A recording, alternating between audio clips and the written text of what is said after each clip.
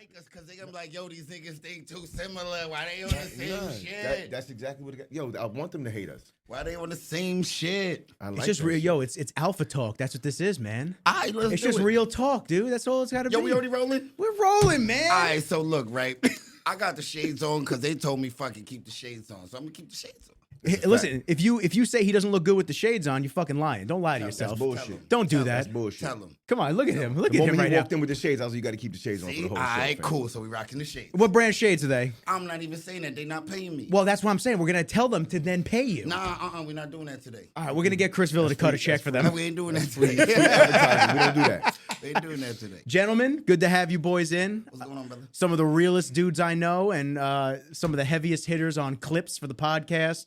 Got great feedback with you guys. For real, man. Yo, low key, I actually had to start TikTok last week because I'm with the new sponsor, right? And they like, yo, look, the Instagram algorithm is twisted. They not really trying to let people promote stuff without boosting the posts. And they were like, yo, because what's going on TikTok, right? All right, so why a lot of people have gone over onto TikTok platform is because a lot of people are getting popular that ain't popular on Instagram, first of all. Of course. Like a lot of people are getting popular on TikTok that ain't popular at all on Instagram. And the reason Because why everybody getting half naked on Instagram. It's on TikTok. It's the girls that's popular on TikTok. But look, the girls are the ones who got like millions of followers. But I'm talking about just regular people are actually a lot more popular on TikTok than they are because TikTok don't jam you on the algorithm. TikTok wants everybody to see your stuff. So they're not being selective of who they show your stuff to. And if the people follow you, everyone who follows you is gonna see all your stuff. I'll post something on Instagram. I got damn near 1 million followers, like 900K, right? And when I go to the insights, you're trying to tell me 20, 30,000 people even seen the post? They dog you. It's Yeah, crazy. they do. It's crazy how they dog you, and it's getting worse and worse. I'm like, bruh. So basically what you're saying is you got to pay for your post to be seen. All right, so look, right? Instagram wasn't invented for people to catch a bag. But then the people, remember, you got to remember what Instagram first, remember, in the beginning of Instagram, you couldn't even, there was no DM or nothing like that. You had to write it right there on the picture. Post a photo, Like- you get your shit right then and there, my and you're man, out. if you was going to holler at a joint, right, you got to go 62 weeks back. Since everybody else don't see Like, it you right know then what I and mean? Like, I'm gonna go 62 weeks back, bro. Like, yo, listen, right? Yo, humans are clever, so we figured out how to make a bag on it, right? Facts. And now Instagram's like, yo, everybody getting all this money, but we not making any money. Nothing. Exactly. And so they put the ads in, right? Mhm. Cool. They like still not enough because they want to be greedy motherfuckers because that's how they are. You know what I mean? It's just it's the nature of the beast, bro. It's the monster. It's a machine, right? So they said to themselves now, so how do we get our bag off the people catching the bag? We make them pay to boost the post. We slow them down on the algorithm, the people that are selling anything or representing anything, because they know what they're doing. They look for certain things. Like if you have anything code in your captions, now it's like, all right, cool. Now we know we put them in the category. Yeah, you were So telling me now- that last time. yo, I they didn't know that. Whenever you're trying to do a promo, they know how to slow people down. Like they know what they're doing, so they know how to target you to slow you down. But so crazy. everyone's going to TikTok now because it's like, yo, well, they letting everybody see your Everything's stuff. open. Everything's free. Everything's free game, man. And people are like, oh, it's only for a matter of time. I'm like, no, that's what TikTok's built on. It's Vine 2.0. Literally, it's Vine 2.0. They're taking people from Instagram because they're allowing everyone to see your stuff. So why would they stop that? We're just gonna go right back to Instagram then. I think, Exactly. and I'll be honest with you, I think what speaks volumes and shows that is the case in point to the T is me with a couple hundred followers posting one of our podcast clips and getting almost 3 million views, 2.9 million views. Damn. And getting like 10, 15,000 followers from posting just clips of things that we've spoke about on the podcast between It's true. Jamal, It's true. between Andre, between And the same other guests, and it's Tony. and it's not getting the same traction on Instagram. It's probably getting some traction, but it's not getting the same traction. It gets some when you share it, and obviously the people that are dedicated to no, your page, but organically But look you're what not. I'm saying. But I'm saying without me sharing it, I'm not sharing it on TikTok. Correct. That's what I mean. And Like, people don't know you on TikTok. That's what I find hysterical. yeah. People got no fucking idea who either. I mean, listen, who either of you guys are, which I find hysterical. Because then every now and then on some of the comments, you get someone that goes, "Yo, y'all really don't know who the fuck this is, do you? You have no idea this is Lucky Libra." Like every now and then you get people like, "Yo, that's Jay. He's like a heavy hitter in the fight game." Like you get people that know. I kind of like it that way. Yeah, I gotta pick up my social media game overall, especially with this TikTok, because I'm not good at it, man. I don't like it, bro. To be totally honest with you, honestly, bro, if it was up to me, I wouldn't be on it. No, I'm telling you, because all right. So look, right. All right, so let's get into the whole TikTok we thing, got right? too much in common. So look, man. right? I definitely would not be on this. So let's go to the TikTok thing right now. TikTok is a place where everyone's just negative. Everybody's on TikTok just to talk shit to you. Literally. Guaranteed. Yo, the most wholesome video you can post, and trust me, there will still be 40% of motherfuckers in your comments talking shit. 50%. Oh, fuck your golden retriever. Yeah, exactly. What? The motherfucker just saved somebody's life. Fuck him. He's hairy. He's hairy. Fuck, you know, pick some bullshit. Like, do you remember the video of the dude that just got out of jail? The cat that just got out of jail, and he went home. You remember? He went home. I didn't show it to you, Dre. I got to show it to you. He went home to go see his grandmother and his mom the first time in like 10, 15 years, however long they hadn't seen him. Obviously, visits are different, whatever. Bro, Granny's jumping up and down. Yes. And the cheeks are clapping. Yes. And all the comments are, yo, Granny's yams. They're like, Granny's yams. They're like, they talking about my granny cakes. Years old. Yes, they talking about my granny cakes. They said Granny's yams is yamming. See, this is, and look, right? So now on TikTok now, right? I'm a professional bodybuilder, right? There's gonna be people in all the comments talking about steroids, right? And here goes my thing, right? First of all, no shit, Sherlock. Like, yo, dude, like, I'm not a gym guy, bro. I'm not a fitness influencer. I'm a professional bodybuilder. There's a big difference. Like, yes, I might have the 4 natty wins in the IFBB. So, yes, you can turn pro natty in IFBB, and you can actually win shows in IFBB natty, yes, too. J2. See? Yes, sir. See? But at the same time, at the level I'm at the top, yo, bro, I'm not showing up with the spoon to the gunfight. No, you can't do that. Like, it just is what it is, bro. And that's what I fight with as well. And now, look, there's a very, very safe way to do it. A very safe way to do it. And in all reality, let's be real. All of these things have been invented for human use for a reason. So at some point, people have deficiencies and they use these things anyway. Mm-hmm. So cool, right? It's the abuse that's the problem. That is the big problem. Mm-hmm. And what's also a problem is when you get into your older ages and you're not getting yourself checked. And what's also a problem is when you get into your older ages and something happens to you and you continue to push the envelope. Like, people got to realize, the people that have died over the last couple of years, no one died because of steroid use besides people like Boston Lloyd. Like, these guys didn't die because of steroids. What they died is because they have heart issues in their family, yep. And then they're getting minor heart attacks, and they're getting this, and they're doing that, and they're going in the hospital, but then they're still pushing the envelope after. Mm-hmm. Yo, my man, it's time to shut it down if some shit like that happens to you, bro. Exactly. Relax. Like, no, not chill. relax. Like, not don't relax. Take a month off. Don't take 2 months off. Not relax. You're done. It's time to shut it down. Do you remember? I don't want to cut you off, but do you remember Dallas? Yes. Remember Dallas having those issues, and then he collapsed on stage like twice or some shit like that? No, but kept pushing it. But the thing about Dallas is that, yo, when he collapsed on stage, they still didn't know how bad his blood work was and all of his shit was. That's the problem.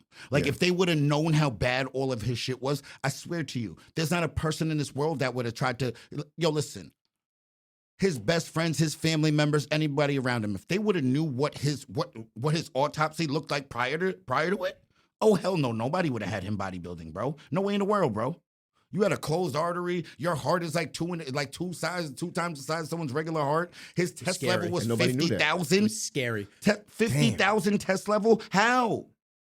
So now my only issue with that situation, and obviously I care. I love his team and everybody that was in his corner. I got no issues with anybody down there. But like, my standpoint on it is, whether they said something or not, the dude collapsed on stage, still went home, started his off season to recoup and regenerate, do his thing.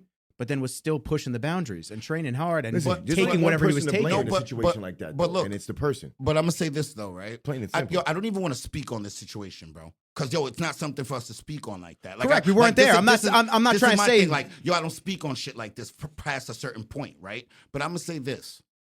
No one knew those things were going on, bro. And as a young kid, you're gonna push the envelope, bro. You're gonna. And that's all we're gonna say on that, because ain't nobody at fault over there, bro. I'm not. I didn't put blame on anybody. I didn't say you did. Yeah. But I gotta say that for everybody else to hear that. Yeah. Like, because people want to point fingers at this person, that person. You ain't nobody to blame over there, bro. There was a lot going on over there, bro. That's all we gotta say. It's a very, very sad situation. But that's why I didn't like you. You went off to a tangent and brought a specific person up. I don't talk on specific people, bro. We could talk on subjects, bro. I don't speak on people, bro. Like, that's personal shit, bro. Like, I'm in this field, bro. Nick, like, I do this, bro. Mm-hmm. Like, you don't do this, bro. So, like, when I do this, bro, I don't speak on my peers like that. They're owed that respect from me. They are. So what I say is, again, like, even when I was talking about the heart issues, you still didn't hear me say a specific person. I'm not gonna talk on. I owe them that respect, dude. I do what they do. Yeah. So I'm not gonna speak on specific people. But what I'm saying is, when you get into those latter ages, you gotta check your stuff out. And the people that are actually like dying off, that's a freak accident, Dallas. That's not the normal person. That's not the normal person. The normal person it happens to is the person in their latter 30s, early 40s. You already got heart problems. Something happened to you and you're still pushing it. That's who it happens to, bro. Happens to the people that are in their 50s and their early 60s. It's not happening to young kids. That's not a regular person that it's going to happen to. But at the same time, there was excessive things going on over there, bro. Very excessive. And, when you have history of heart issues in your family, dude, you're genetically already exposed to it, bro. So you have to be real careful with these things. It's not a game. But back to the whole TikTok thing, right? Now, that's all people want to be in the comments saying. And what it is this. Every kid that's 140 pounds or whatever the situation is, maybe they girl liked one of your pictures or whatever reason. There's actually a lot of reason people get up in the morning and they have no reason to hate people. Of course. They have none. They hate themselves. And that's the problem. Exactly. Now. So now they got to try to bring other people down and make themselves feel better. It's a low self-esteem thing. That's all they got to do. So what they do is this, right? They already feel inferior to you for whatever reason. So their initial thing to do to you is to try to knock you down to their level with an insult. Mm-hmm. It's the only thing they can do. Because, do you know how many things I see I don't agree with on IG daily on social media? I don't ever leave my 2 cents. Fuck my 2 cents, bro. Because you know why? They win. Once you leave the 2 cents, if not per se in your situation. Oh, you mean if I'm leaving mine? Yeah. Yes, exactly. So basically, if somebody's going to say something negative to you, like, remember how you always be like, address this, address that? And I'm like, which one you want me to address? Because dudes will talk all type of random shit on my comments and on our videos. And I'm just like, dude, one, did you even listen to what the fuck I said? No, you didn't. You obviously a dumb motherfucker. So you're just gonna pull a couple of little words out, yes, and just blow shit off, off the hinge. And you're not even listening to the story. You're not even listening to the comment. Look, Jamal, I'm past that now. Bro, push it. I feel like I don't even want to answer. No. Once I answer, I give in to them. Bro, I'm way past that now. Pusha T said it the best on his new album. Everything don't need to be addressed. Facts. And I've been on that. Bro, just because you talking shit does not mean I have to respond and defend myself. I seen this meme years ago. It said, you people defend yourselves to these people online for no reason. None. Zero. Bro, I don't. Listen, y'all hear me say this shit all the time. You said that 2 podcasts ago. Bro. Hit that block party, cuz. That's a, and I don't even like doing that. I feel like when I do that, they win a little bit. And that's what one of the dudes said on one of his comments on the video. But look, okay, hold on. He said, I'm going to let you address it. No. He said that they win because I blocked them. Yes. No, you didn't win because I protected all of my energy over here. You actually won if I let the negativity keep going. No, I cut it before it starts, bro. I'm not entertaining it. No, I go about my day, bro. Nothing negative ever hit me. It never hit. Bro, you think after I hit block, I remembered the comment? No. You think I remember any of these people's screen names? They're hoping that Facts. you do. Yeah, it's Bruh. like when the whole shit happened with Big Baby and he got suspended. Big Baby. Yeah, Big Baby, the boxer. the boxer that I trained. That's the Jay's boy. heavyweight- Nah, the what heavyweight. happened? Well, so what happened? No, basically, Jamal, you know you gotta tell a story, So cuz. basically, what happened was I mean, shit, man, we've been together for what, 14, 15 years, and shit. training from basically going from, as Biggie would say, taking it from shit to sugar. Okay, Let's go. my man worked his way up from zero, nothing, making $300 a fight, and having to give that money half away to between me and another coach, to signing a contract to fight for the heavyweight championship of the world Oh shit. for $12.5 million. Oh, let's go. And it's a two fight deal where if he wins, the next fight was $48 million. That's $60-something million in 2 fights. We went from Wow. shit to sugar. Wow. We were like, yo, we're disappearing from New York. That We're good going to sugar though. Florida. That Yo, good sugar. Not just you know what I'm sugar. saying? That good sugar. The cane sugar. So I'm like, yo, we got to get out of here. We're going to train, right? Dude, he fucks up and takes a fucking dick pill and gets drug tested and fails the drug test, right?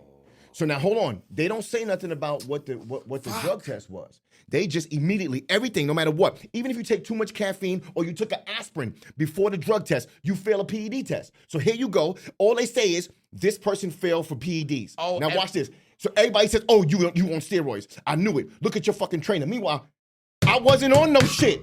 But he shouldn't But have said a word. either What you're way. telling me is he shouldn't have said he responded? No, he never responded. He responded eventually, but when ESPN and everybody put it on, he failed for PEDs. Everybody just started ripping. So here we are. Let them on rip. my page. Let them rip, bro. They Let would them send DMs talking about crazy Yo, shit. yo, look, It's only- hold on. Never Hold addressed on, it, bro. Hold on, right? I try to tell people this, right?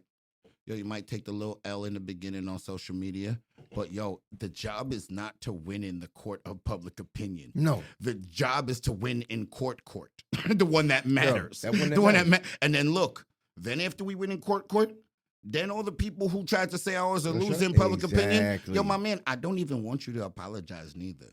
Nope. Just we good. We good. sit in the corner over there. Nah, fam. yo, I didn't want It's them to facts. do. Yo, bro, yo, look. When I tell you I have no hate in my heart at all in this one, yo, bro, at where I'm at in life right now, I got no hate. I don't even think like that no more. Jamal. I used to be that nigga, bro. Do not get it twisted, bro. I used to be that nigga. Now I'm not even like sitting in the corner. I'm like, bro, you can hang out, just not with me. like, bro, live like, and look, right? People be like, oh, I wish them the best. Nah, I don't wish them the best. But I don't No, wish them fuck the that. worst neither. I'm indifferent. So Nah, whether you doing, I got a mad side. bro. Whether I you do got a mad side. I yo, ain't gonna bro. front. I used to, listen, bro. I used to be on that shit hard. Like, I mean, hard. Nah, we not even on that type of time no more at all. At all. Yo, look. Yo, listen. I'm indifferent to what you doing. If you winning, cool. If you losing, that's cool too. Cause guess what? It ain't got nothing to do with me. And I realize this, right? It's why I block people and why I don't let bro. I'm in such a great space with energy and just my life. Why the fuck would I let some dumb shit get to me or get And me slow you angry? down. Yo, Yeah. if you get me angry, you got to me. And now look, right? If you actually do get me to the point where I'm angry, I'm ready to do something all the time, right? Facts. So, but look though. 100%. But this is why I don't even get angry. Because unless we really go in there, why even bother? If it's just chit chat and tic tac, nah, man, go ahead, bro. You won. Yo, I'm dead ass, yo. I let people talk shit and let them feel like they winning nowadays, yo. Because I'd be like, yo, you the little homie, bro. Like, you don't even want to Exactly. go that route. I'm the big dog. You don't Like, even fucking know. like you're not even the little homie. You the little homie. Like, bro, you don't even want to go that route, bro. That's cool, bro. You talking shit. All right, man. Yo, look, you got it. And I'm just over here with it. Like, yo, you want to hit the weed? Like, I'm gonna pass you the blunt and everything, bro. Like, yo, bro. Look, yo. Because look, if I don't rate you, why am I beefing with you, bro? It's fact. You ain't on my level. Like, I don't rate people. I'm not beefing with you, bro. I beef with people I rate, bro. I'm not entertaining dumb shit. Yo, bro, I be in here. Yo, look. People be thinking I'm in La La Land these days because I don't entertain nothing, bro. I'm like, my life is great. Why would I do this? Isn't that sad that That's a fact. that they think it's weird that you don't entertain it? You know why? That's what they want. They dying for that. Yo, because look, it's entertaining as fuck. I can't front. It is entertaining when you go off. Though. Like it is, bro. When I see the story count go crazy, Yo, bro, and I'm look, like, oh, look, Dre's yo, telling look, somebody. When I watch my old shit, bro, right? I be like, damn, I'm the worst. Like, yo, people still be tagging me in the 2018 Generation Iron 3 clips, bro. Bro, like, yo, everyone, yo, listen, first of all, I didn't even know I was in the joint till after everybody told me I was in. Yo, the interview we did, that wasn't supposed to be in that. Me and Vlad did some interview, right? He never told me I was supposed to be in it. Everybody caught a bag to be in it besides me. Let's say you better gotten that IMDb credit. Everybody else got paid to be in it but me. Because look, we cut the interview, wasn't supposed to be in that. It was supposed to be some shit we just did for the website or YouTube or something. Yo, bro, we ended up doing this interview for almost 3 hours, bro. And I guess he went back through it and was like, There's some good content. nah, my man, we throwing this in got to put here, that in there. cuz. Well, that's why I'm listening to Andre speak. Every time we do a podcast, I'm going clip. He's like, yo, we throwing this in. But anyway, now, yo, when I watch my whole shit, I'm like, yo, I'm a wild dude, bro. Like, yo, I'm still that. Yo, but look, I'm still like that. I just don't be on it like that no more. Yo, look, why be on that type of time, bro? Yo, only time I'm ready to be on that type of time if I'm ready to go all the way there. Besides that, bro, nah, bro, little shit don't even bother me. Yo, when I tell you there's so much shit, yo, my brother Drew, like, yo, bro, you let mad shit slide that you would have never let slide before. Bro, You grown now, too. I just don't even care, yo. Like, So would you Exactly. attribute that as like Jamal said? Would you attribute Well, that there's a just lot more getting to lose older now. and There's a lot maturing, more to lose or now. or is it on that side as yo, well? Look, yo, bro. So now look, right? I have a lot to lose in different areas. Mhm. Like a lot, bro. I got assets and all that, bro. Like, it ain't just the same old back in the day shit. Like, yeah, granted, yeah, I still got felonies to give. Like, play around with me, bro. I'll catch one if you really, really playing with me like that. Like, do not get it twisted. But at the same time, I got a lot to lose out here. But it's not even that. What it really is, yo, honestly, I'm just in a great space.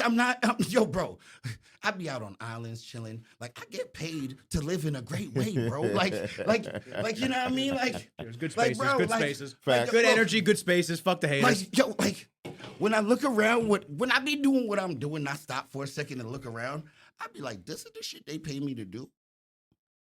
Why am I mad at everybody? Yo, look, I know why they mad at me.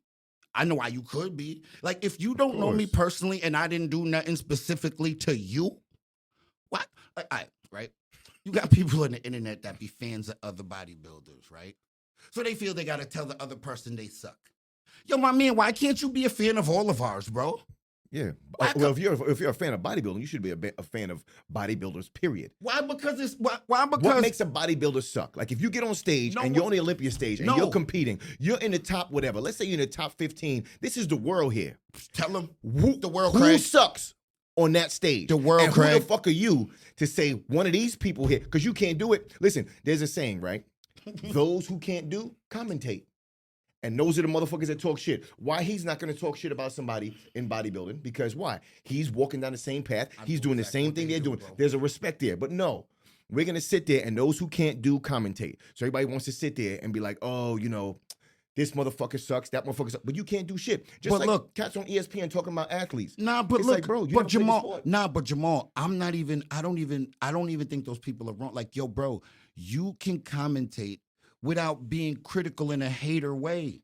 You can even be critical of people. No, but look, if you studied a sport for a certain amount of time, bro, you do know what you're talking about. Chris Berman's probably the best announcer, and he's better than all the people who actually played. He's better than them. He knows more of the history than all the people that played. But check it out. One thing about Chris Berman he don't do is attack and break That's down what I mean. athletes. No, that's what where I'm getting Yeah, to. Like, exactly. that you can be critical of someone That's why without he's great. hating on them, bro. Exactly. Look, I can be critical without trying to tear you down because look, I heard the best thing, right? Now, when you're giving criticism, right? It's not to show you everything negative. It's to separate the good from the bad. Exactly. So you can make the good. Bro, I'm not better supposed to and the tell bad you. better. Like, even if you got a lady, right? And there's times that you have to be critical of the person you're with. I'm sorry to say it, bro. Like, both people should be critical of each other. Because, yo, if anybody can't tell you about you, it should be your significant other, bro. Let's be real, bro. like Facts. when you not when the shit ain't going right, bro. Like I gotta be the one to tell you the shit ain't going right because ain't nobody else gonna tell you. And guess what? I'm the person with your best interest. It matters to me the most because I have a direct interest in your best interest. So when you're being critical of somebody, I don't need to sit there and just pour out all these negative things. I'm separating good from bad. So I can tell you that, yo, these things we're going to keep over here, right? But, yo, let's just take these ones and move them out a little bit, you know what I mean? Those ones ain't benefiting us. So if those ain't benefiting us, why are we doing that? And I can explain it to you in a manner. And look, this is the thing, man, right? It sucks, right? Because sometimes when you're critical of people in a nice way, it don't register, bro. It don't and it become, they take it, it's so personal, fam. They take it like you really just taking stabs, and they don't realize that you're just trying to build them up. It's one of the hardest things in the world to sit there and knowingly that you're lovingly trying to help someone, and they think you're trying to break them down, and they don't even see it. They don't realize, like, yo, fam, I'm trying to help you. I'm not trying to break you down. Facts. Before we even started talking, I said, I love when you do A, B, and C. Yo, you're great at doing this, and that. Oh, nah, they, You know what you they need a forgot little bit? about all of that right away. Yo, I don't go nowhere. Negativity is what sparks all the interest in everybody, for the most part. When you look at the news don't post anything great. It's all negative. We don't care about that, right? You know what I'm saying? Positivity doesn't Nobody sell. wants to sit there and it's just crazy. So you sit there, and even if you're in a relationship, My or your homeboy homeboy, John whatever Eric it is police, and he delivered like 3 babies on duty, and he get like the little clip. Exactly.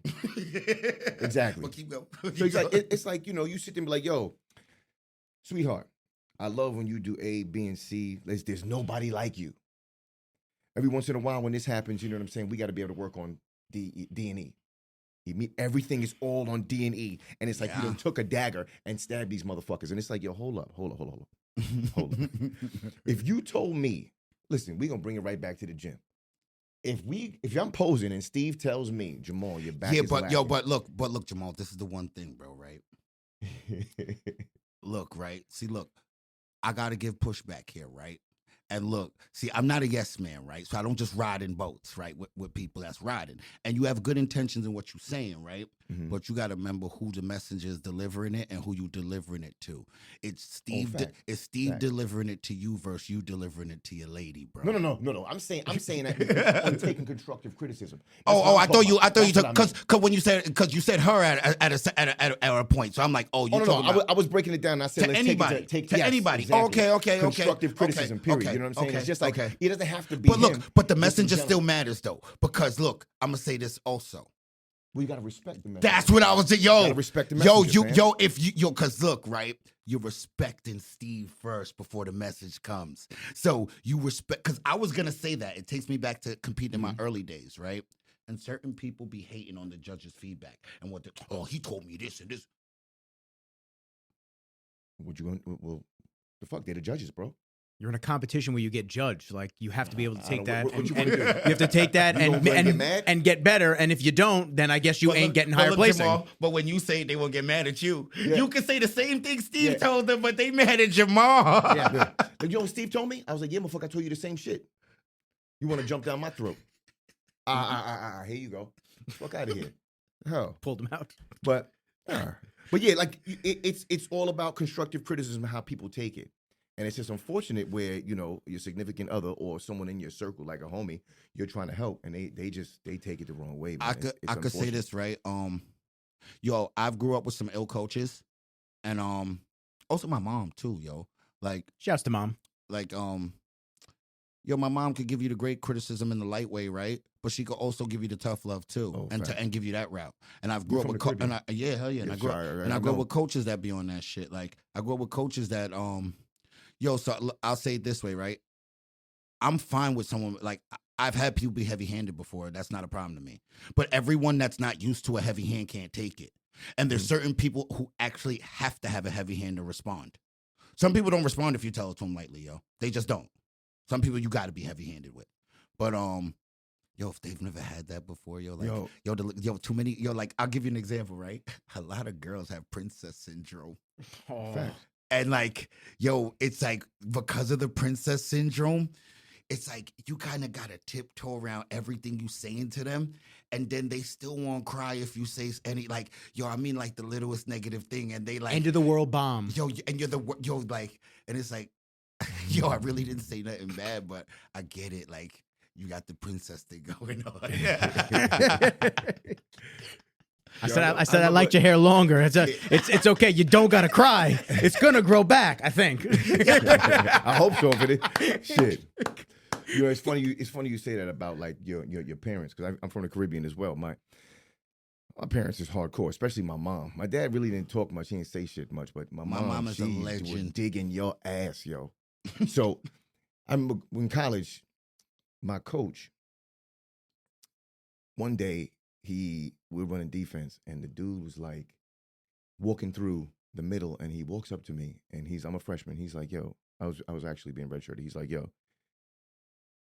A gap on 2." I said, "All right, is he telling me to do this because it's not in the A gap and he wants to see how I recover from a full-on blitz, or does he really want me to hit this A gap?" I'm like, "Fuck it. You know what? I can't go against what he's saying. I'm gonna blast this A gap hard as hell." Sure enough, the running play was in the A gap, and I laid the motherfucker out. He took the guy out of the game, out of the practice, and when I'm leaving practice, I showered up and walking out of the coaching office. I'm like, "Yo, coach, I ask you a question. Like, why you do that?" He said, "You want to know why me and you get along?" He says, "One, you're like half a retard." I said, okay. Appreciate that feedback, coach. Thanks, appreciate that. I don't know where we're going with this. He's like, right. Where we going with this, coach? Yeah, exactly. I'm like, yo, he's like, I watch you, and if somebody gets the better of you, you literally go full retard, and you cannot focus on anything until you get this motherfucker back. And I love that. I love it. The fact that, another reason I like you is because I know whoever the father figure or male figure that was in your life was not easy on you, and they beat the shit out of you every chance you can get, because I've never seen you back down from any man. And he's like, it's phenomenal. The dude, Kevin, I had to cut him. You hit him so hard, I had to take him out of the game, and he was crying on the sideline. Dead. He can never play football for me. I don't care if he runs a 4.2 in the 40. He's not playing football for me. Sorry. He's like, but whatever your upbringing was, it helped. So if you think it didn't, and you have a problem with anybody in your family that raised you and was a little rough and a little tough on you, you need to embrace them. And I was like, damn, all right, well, it's true, because I definitely thought they motherfuckers was abusing me, but yo, but look, right, I could say this too, though. Nowadays, you don't got to be heavy-handed with kids like that no more. Like, those days is gone. Like, they're gone. Like, to me, those days are gone. My kids don't get ass whoopings. Listen, my little one is fucking ruthless, bro. Like, she's ruthless. Like that. And she knows that there is, listen. Her mom gonna give her pow if she really get to her, like, total limit with her. And I mean, like, this kid is a habitual line stepper, bro. Like, I mean, like, dude, this is 24. Look. This kid opens her eyes and got some fly shit to say right away. I mean, right? She's great. And she's so freaking clever, bro. Like, I mean, like, I don't mean she like woke up and like say, "Oh, good morning, daddy." Like, she wake up and got some fly shit to say to you. Like, my baby mom's got to do this class on Thursday, right? It's in Brooklyn. So she's like, Brooklyn gonna have to sleep over your house on Wednesday. You're gonna have to take her to school on Thursday. Either you're gonna have to take her to school, or she gonna play you, or y'all gonna play hooky, and she's just gonna stay home, right? And here go me, right? So now I'm trying to decide, all right, cool, what we gonna end up doing, right? I can't even decide what we doing right now. You know why I can't decide right now? Cause we gonna have to see what kind of mood Brooklyn in on Thursday. like, she's mini Andre. She's mini Andre. Listen, I mean, you are not forcing this kid to do nothing. Yeah. Like, there's no, like, if you think you're gonna, like, back in the day, right? You a 5-year-old and your mom wanted you to do something. If you didn't listen, after the first time, she was forcibly making you do it, right? Yep. Mm-hmm. Same shit with me, right? Cool, right? And look, she didn't even have to fuck me up, but she's forcibly making me do it, yo. Oh, you want to put those shoes on? No, I told you to put those shoes on. Oh, you're not wearing no fucking rain boots to the fucking Walmart. I had to feel look, it, yo. Look, right? I'm going to give you one right here. If I'm in Walmart or Target and I see a kid in rain boots, I give the nod to the parent like, I know what you're going through today. Because if the kid is in Walmart in the rain boots, what that means is, you wasn't even dealing with that on the way out the house. Yeah, you was like, fuck one that. time you said something. Just wear it. That's it. I ain't got time for this shit. Get in the car. I ain't got time for that. Get in the car. Well, I'm lucky Kenji doesn't ask to wear rain boots, so I don't gotta deal with that. But you guys obviously know that feeling. Bro, listen, this little one, listen, man. This little one was put here to teach me patience, bro, and I've learned a good amount. Look, I had a little bit before, and you didn't hear me say I had patience for. So I had a little bit before, right? Listen, I'm a very patient person now, yo. Very, yo. I'm still working on mine. This kid has taught, this kid was, mine. this kid was sent here to teach me patience. Listen, Dre, you gonna slow up, bro. You gonna slow up. None of that. Like, I'll be ready to go. Nah, bro. Listen. You going anywhere? You better give yourself 15 to a half hour to get ready to leave. The buffer. Yes. Yeah, like with this kid, you need a 15 to 30-minute buffer. Yo, the other day I told my son 20 times. I counted it. I had to. See? 20 times to put his shoes on. See? And this is to take him somewhere he wanted to go. He asked to go here to the point. Okay, you say patience, right? My daughter was given Can't to make me this shit up. to soften me. My son is patience. Oh, he was there He to was drive given you to me crazy. for patience because Yup, this drive you dude crazy. I would literally be like, "Yo, Zion," and he would just be like, "Look me dead in my face." I could tell him something. I have to tell him 20 times. If I don't raise my voice or literally walk to him like I'm about to throw him somewhere, he's not listening to me. He's doing whatever he wants until he's ready. Yup. Yo, she tried to fight me and everything, bro. Like, she will try to fight me, bro. You hear that, TikTok? Like, Thank Brooklyn for sending patience to Dre before he signed up for the app. I'm looking like, why am I negotiating with a terrorist? Like, you are a toddler. Like, you are 4, about to be 5. Like, why am I? The Captain Phillips, it's like we don't negotiate with pirates. Yeah. Yo, bro, like, when I tell you, dude, look. When I tell you it's the wildest shit, I'm like, yo, listen, bro. You gotta pick and choose your battles, bro. And with this one, like, again, with this little child, I'm protecting my energy even with her. Even with her. Yo, Brooklyn is not going to drive me crazy. Every day I say that, like, yo, if I got Brooklyn, me and Brooklyn rocking today, this kid's not driving me crazy, yo. Like, yo, I got to give myself pep talks, bro. Because when I tell you, yo, listen, all my parents and toddlers out there that got a wild one know exactly what I'm talking about. Like, you ever seen a commercial? And she's like, oh, yeah, I got a toddler today that decided she wasn't wearing pants today. And then the camera goes to the kid and she goes, why? And the kid goes, because I'm a dinosaur. Like, yo, what you gonna do? Yo, What you gonna do at that point? So I see those commercials and I instantly go out to CVS if there's a girl coming over and I go buy condoms. Yo, I'm like, I am good on that. I am not man. fighting with anybody to take the dinosaur costume bro, off. yo, listen. Where you at in life right now, you don't need none of that. No, I don't. You don't need none of that, bro. I don't Right need any now, of that. you're like, you still in the how should I say this? Go ahead, give it to me. Give it to me straight. Yo, we still shaking and moving, trying to get a super bag. That's what you chasing still. Like, Facts. you only your only priority is chasing a super bag and Kenji, bro. Mhm. And half the time, like when you got to go on the road, I know your mom take care of Kenji for you. Yes. I She know she babysits. She babysits the It's a grandchild. lot know, different I know. if it's a kid though. Oh, yeah, it is. It's a lot easier when it's a dog. And like, what's funny is that he probably listens to your mom more than he listens to you when you're not there. Oh yeah. She probably don't got to keep repeating herself to him. No. He knows. Yeah, He knows like- what's up. What if we're So so he's it's on their best behavior with everybody it's else. fucking Yeah. it's fucking crazy because like if my mom and I are together because I moved out so I'm in Huntington now. Oh, Yeah, so I got a place up in Huntington. good for you, brother. Yeah, man. Oh, So- wait, hold up. He getting a bag, bro. Yeah, once Nick moved out. Yo, he got the new car. He got a new spot. Got the fridge in the office. We see you. Unlimited. Yo, hold up. Shout out to Rain Energy Drink, y'all. Shout out to Rain Energy Drink, yo. Yo, wait, hold up. Yo, look. Podcast sponsored by Rain Energy. We can leave it at There that. you go. Sure, There we'll you say go. that. Shout outs to the executive team. What's wild? Hold up. Sidebar. Let's just stay on this ring. I don't know them dudes over there.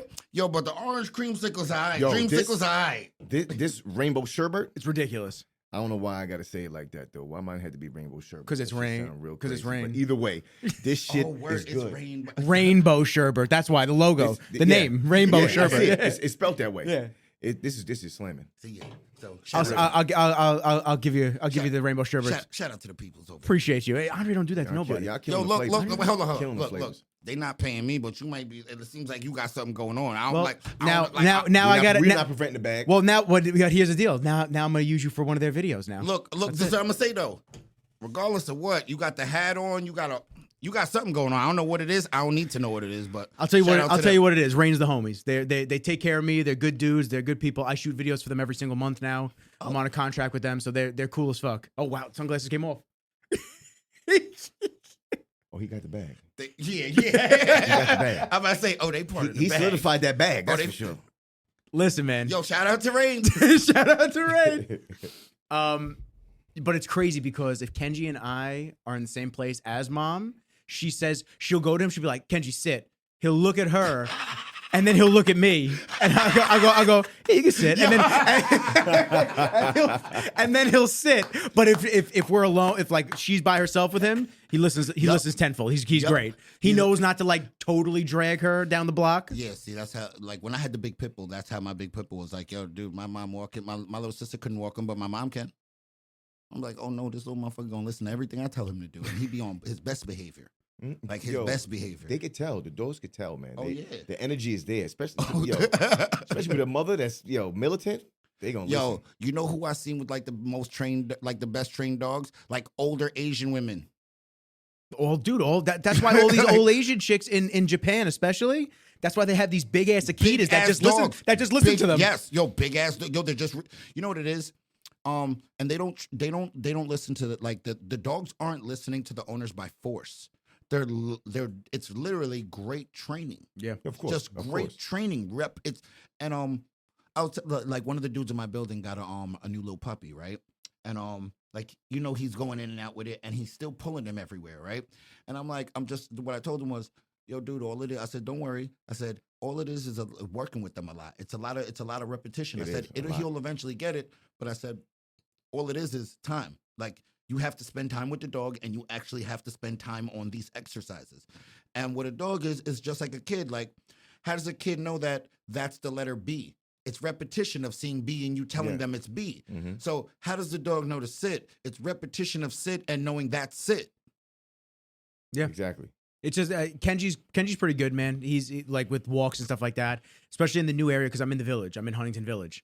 So like, there's 1,000,001. Yo, he in Huntington Village.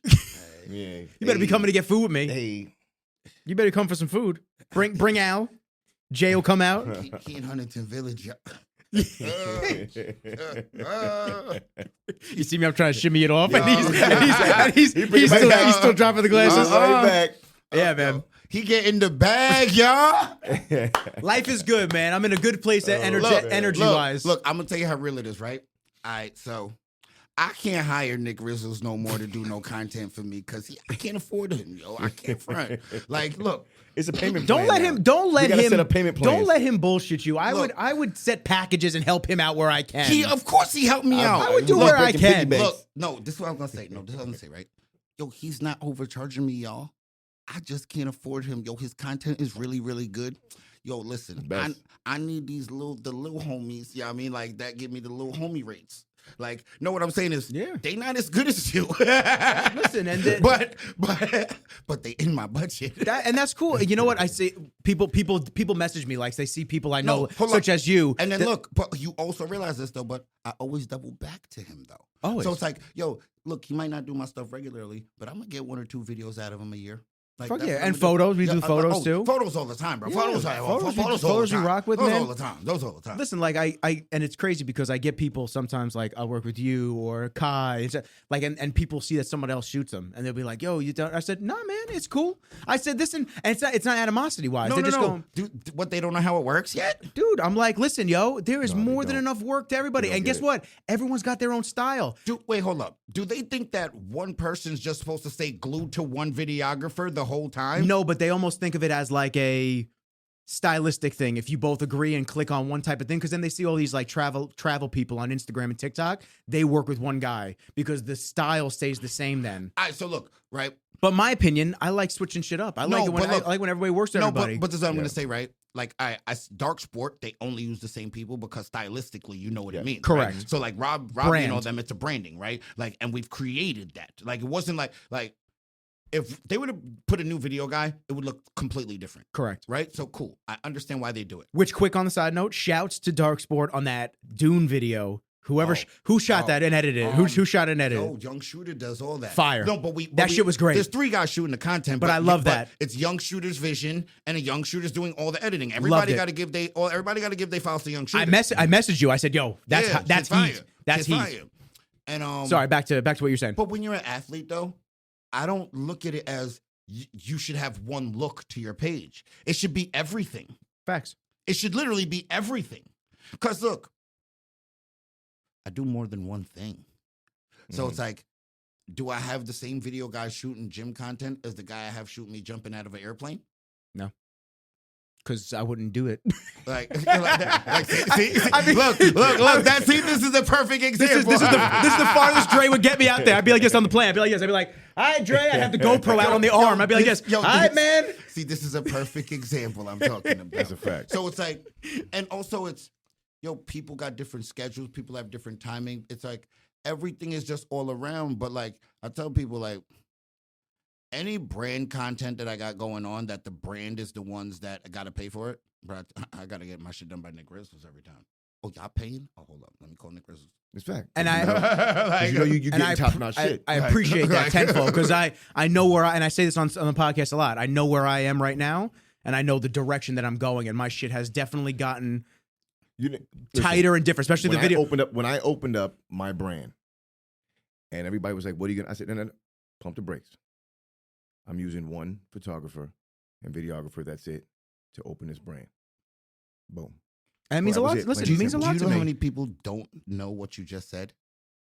You know where you are and you know where you're going. Exactly. Do you know how many people are in this same spot but don't know those things? Shit, bro. I respect that. And what it is this. You know what that means? You got a fucking vision for your future. Yeah, So many people don't. Yeah. I have a Really? long way to go. I still think I'm in the intro stages. Failure to plan is planning to fail. Listen, it's great to feel that way. Yeah. Because it keeps you driven. Keeps me hungry, yes, man. because he knows where he's driving it to, though. Like a lot of people, you have to look. Sometimes when you don't know the destination, you're just out there driving, bro. Like you know where you're driving the car Aimlessly, to. you get nowhere fast. Right. What is it? Don't confuse motion with progress because you can run in place. Yep, exactly. For real. Nowhere fast, man. I look at my first ones. Perfect. I look at my first videos, even ones that I did 2 years ago with you, and you. I look at all my older stuff, and I just look at it and I go, "Damn, I know how I would shoot it. I know how I would shoot it, and I know how I would edit it. Way different. You would do it way differently. Oh yeah, in a more in a cleaner, tighter, more stylistic storytelling way." Listen, here's what happened. I'll tell you exactly what happened. What happened was I started out as a pioneer doing the fitness videos. And some dudes that are listening to this that do videos, they may say facts, they may say false. I don't give a fuck either way. Yo, look, I love that. Yo, you might say facts, you might say false. I don't give a fuck either way. It is what it is. But I'm saying what I'm saying. It is what it is. Like, because when I stand on your shit, bro. Because what happened was I bought a camera. Well, my dad bought me a camera for Christmas one year, and I started shooting vlogs and selfie type shit to try to make a YouTube channel. And then Arash asked me for a video. And then the supplement brand started asking me for videos. And then the amateurs started hitting me up. And I was the only one because basically back then was point and shoot. That's kind of what they were doing. It's facts. They were doing and I'm not going to give names, but they were doing basically here's your workout. Like you're just the dude standing there. You're just standing there doing bicep curls. Yes. And then they do a cornball transition to the next thing and you're doing a tricep. Facts. And in my opinion, it was how do I make this more interesting to watch? Because when people go, "Oh, could you shoot this?" I go, "Yo, I can make a bicep curl look cool." Do you know how fucking boring that is? Yo. Just standing there like this. The first video I ever saw that drew my attention to you, I'll tell you right now. It was the rewinding of the dumbbells rolling. The dumbbells were flipping and flipped into the dude's hands. Yeah, press. Steve Peoples. So it was like, yo, I haven't done that in a while. Okay. But so that's a perfect example of how I did my videos and why I wanted them to look a certain way. Mm-hmm. So when I started looking at all the other videographers that were doing it, it was point and shoot. So I sat there and I started leveling up and getting more gear and figuring things out. I started looking at it more of we got to tell stories because your journey, although you guys are similar in your thought processes, your journey is 30 times different than your journey. Mm-hmm. And my journey is 50 times different than everyone else's journey. Yeah.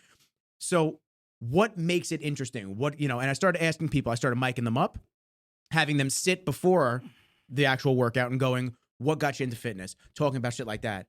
And I stopped doing it because when I started looking, I went from the artistic side where I was just charging a little bit to then I got to start being more practical with time because the money has to be. You know what I'm saying? Like, I can't be getting paid this small amount, and I'm taking 4 hours. Right, 4 hours on a shoot, and then 3 days to edit, 4 days to edit. Yes. So I had a gear shift, and I switched more towards, and I blame that of it having to be more business sidey, but I also blame Instagram giving me access to all the videographers across the country and watching what they're doing, and I think it skewed my style.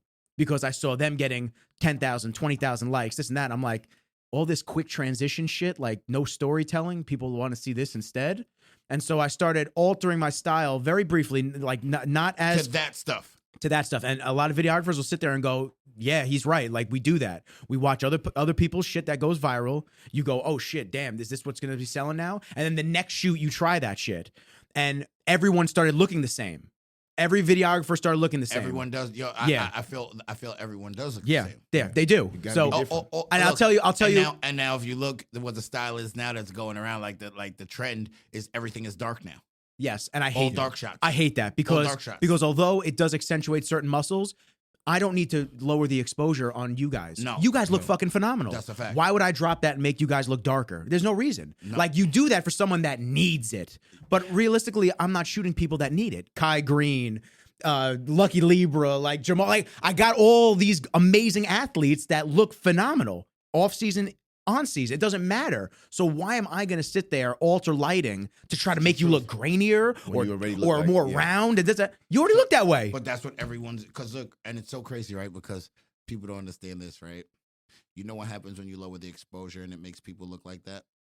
These guys don't realize that when we see them in person and we're like, wait a minute, he's 150 pounds? Yep. You mean tell because you look so much bigger on the gram.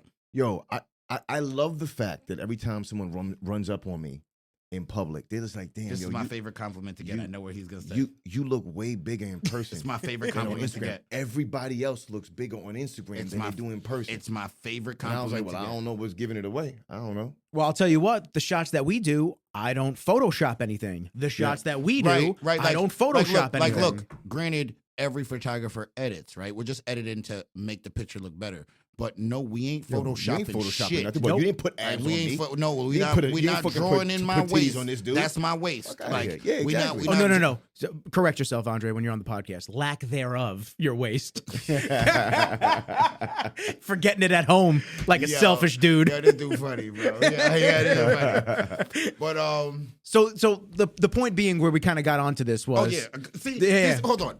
This is why you the host. No, we good. Listen, you gotta reel us back in. Me and Jamal wouldn't have got back to that shit. We'd have kept going. Yo, me and Jamal would have been way over here. This is gonna be the first of many of the meeting of the three families. Wouldn't have got back to that shit.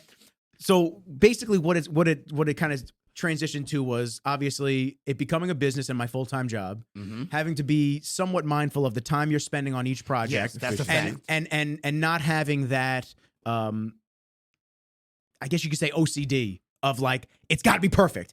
Every video has to be perfect because guess what? Not every video is going to be perfect. And at some point you're watching it and there's only so many tweaks you can make where you go, I have to release this. Yeah. You have to because there's plenty of times where I'm sitting there and it's like a day past when I said I was going to get the video done and I'm just like, I'm still soft tweaking things. And you're like, nah, bro. I'm like, nah, I want to switch this. At that part, you're driving yourself crazy. Exactly. And at some point you have to go, not everything's gonna be perfect, so I have to be able to let the reins go. No, but look. It's perfect. Not everything's gonna be perfect. When we get them videos, we like, yo, boy, you done sprinkle crack on my shit because that shit is popping. I love how before I even have a thought, like I got the thought. Yo, Jamal did this like 4 or 5 times today. And I just like I love how I'll be like, and he be like, yo, I got it, Dre. He knows the exact thought, bro. Don't even waste the breath. I'll finish the sentence for you. That's the exact thought right there. He nailed that one, bro. And it's tough because I'll watch a video. I know I hit gold in my mind when I watch the video like 50 times after I post it. Like I'll keep watching it, but at the same time, I'll also sit there and I'll go, okay, I should change that. Oh, that exposure is a little, I could have made it a little brighter. Oh no. So nah, bro. Because when we get it, bro, we like, nah, we money. No, and I appreciate that. And then, but my personal development side of things, my business mind of things, my direction I'm going side of things. Like, yeah, the style has been sizzle reels, quick cuts, transitions, like all these whoosh sounds and all this stuff, and everybody's shit looks the same. Everyone's shit looks the same. So it almost, for a little while there, I'd say end of 2018, 2019, I brought myself back. We'll pull it back to the stories. I pulled it back to like what I was doing again. So like when we did those edits right before the Olympia that year, almost all those edits started with you warming up. Yes. We're back to that thought process of why am I going to start the video with you already pumped up? Like I got to get a story down. I love the story. There's got to be some reason why we're watching this.Ay, when we did your promo for Intensity, when you hit the bag, that video, you walked in, and that was just a quick. But what sucks is where the attention is, the attention span. The attention span is going down to 7 seconds now.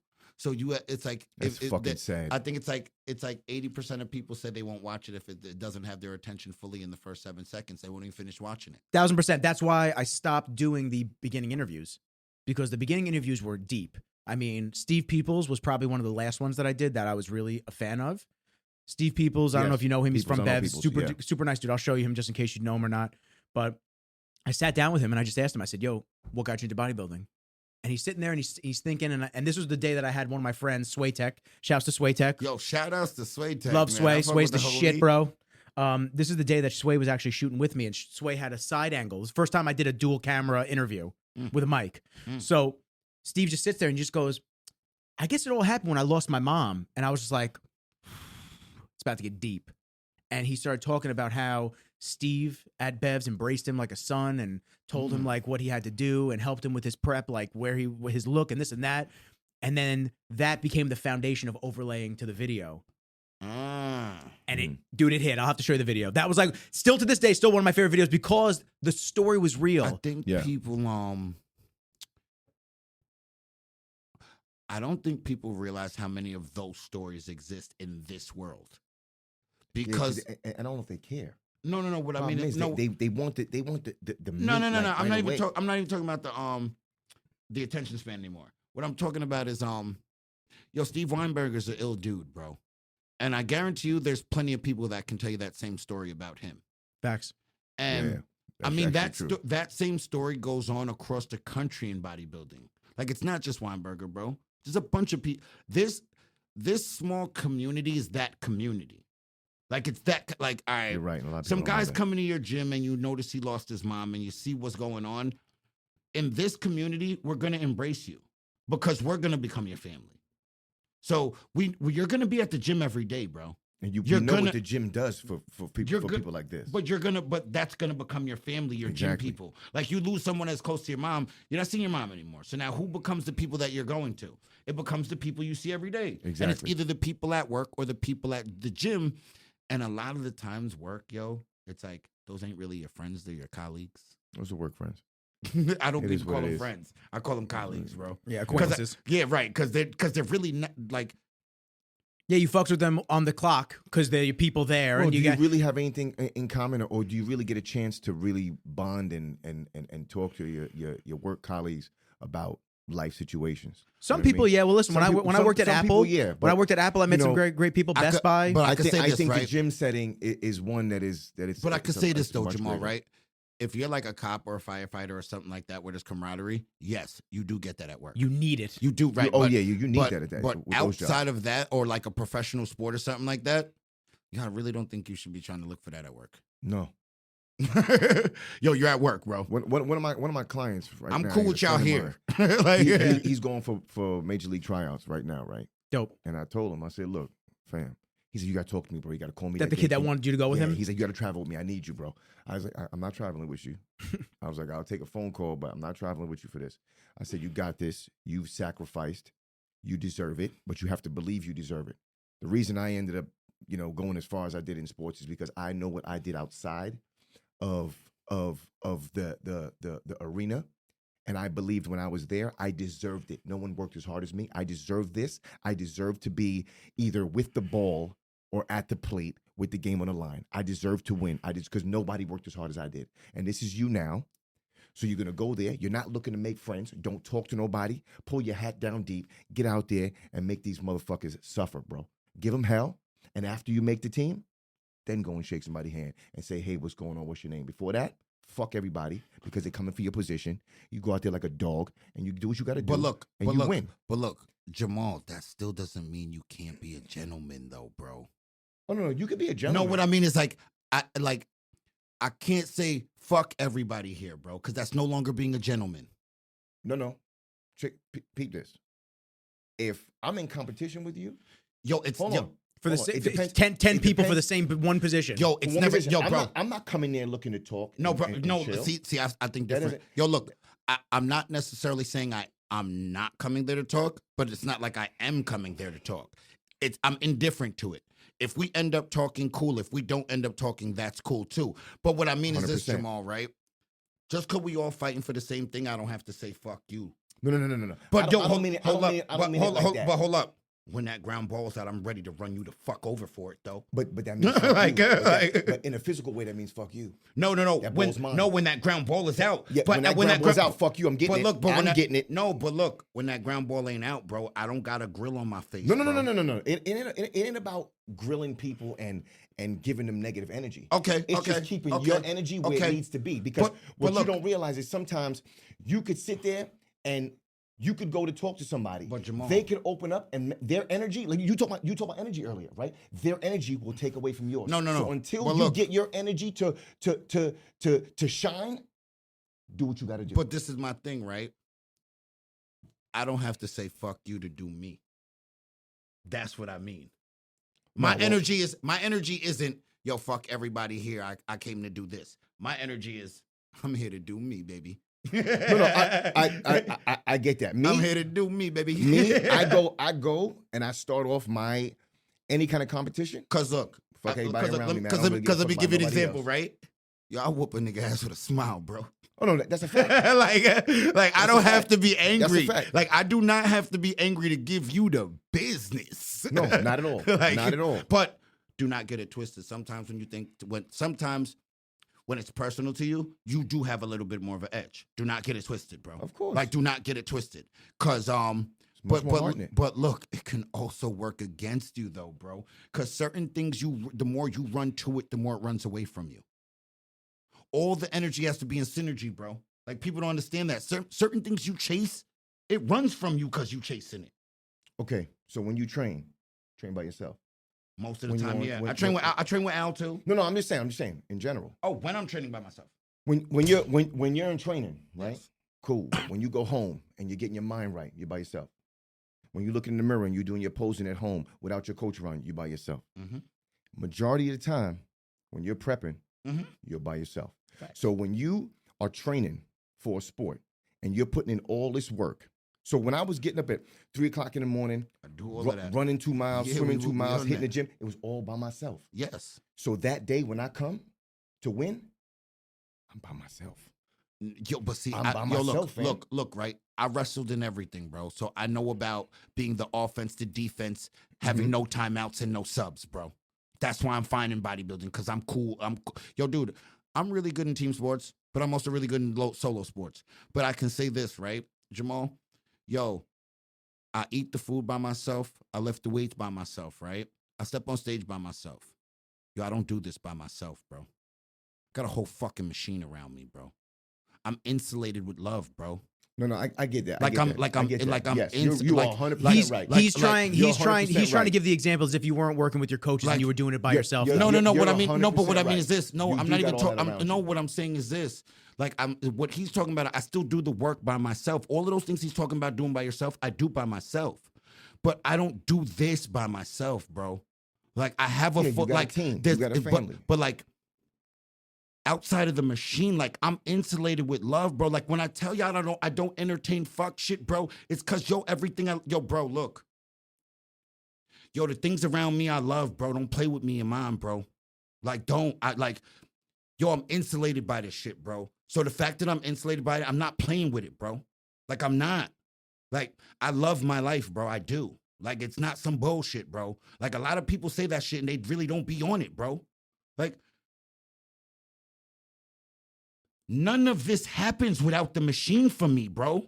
It don't, bro. No, I know. Like- Like that's not what I'm getting at. I'm not getting at Listen, you have a team. I get that, right? And that's totally fine. You have a nucleus that helps you. Yes. Okay. That's not what I'm talking about. But when you go to, like, we're talking about something with baseball here, right? Yo, but let me get When he goes to this sport- one at a time. One at a time. Nah, on the but mic. Jamal, let me give you an example though, right?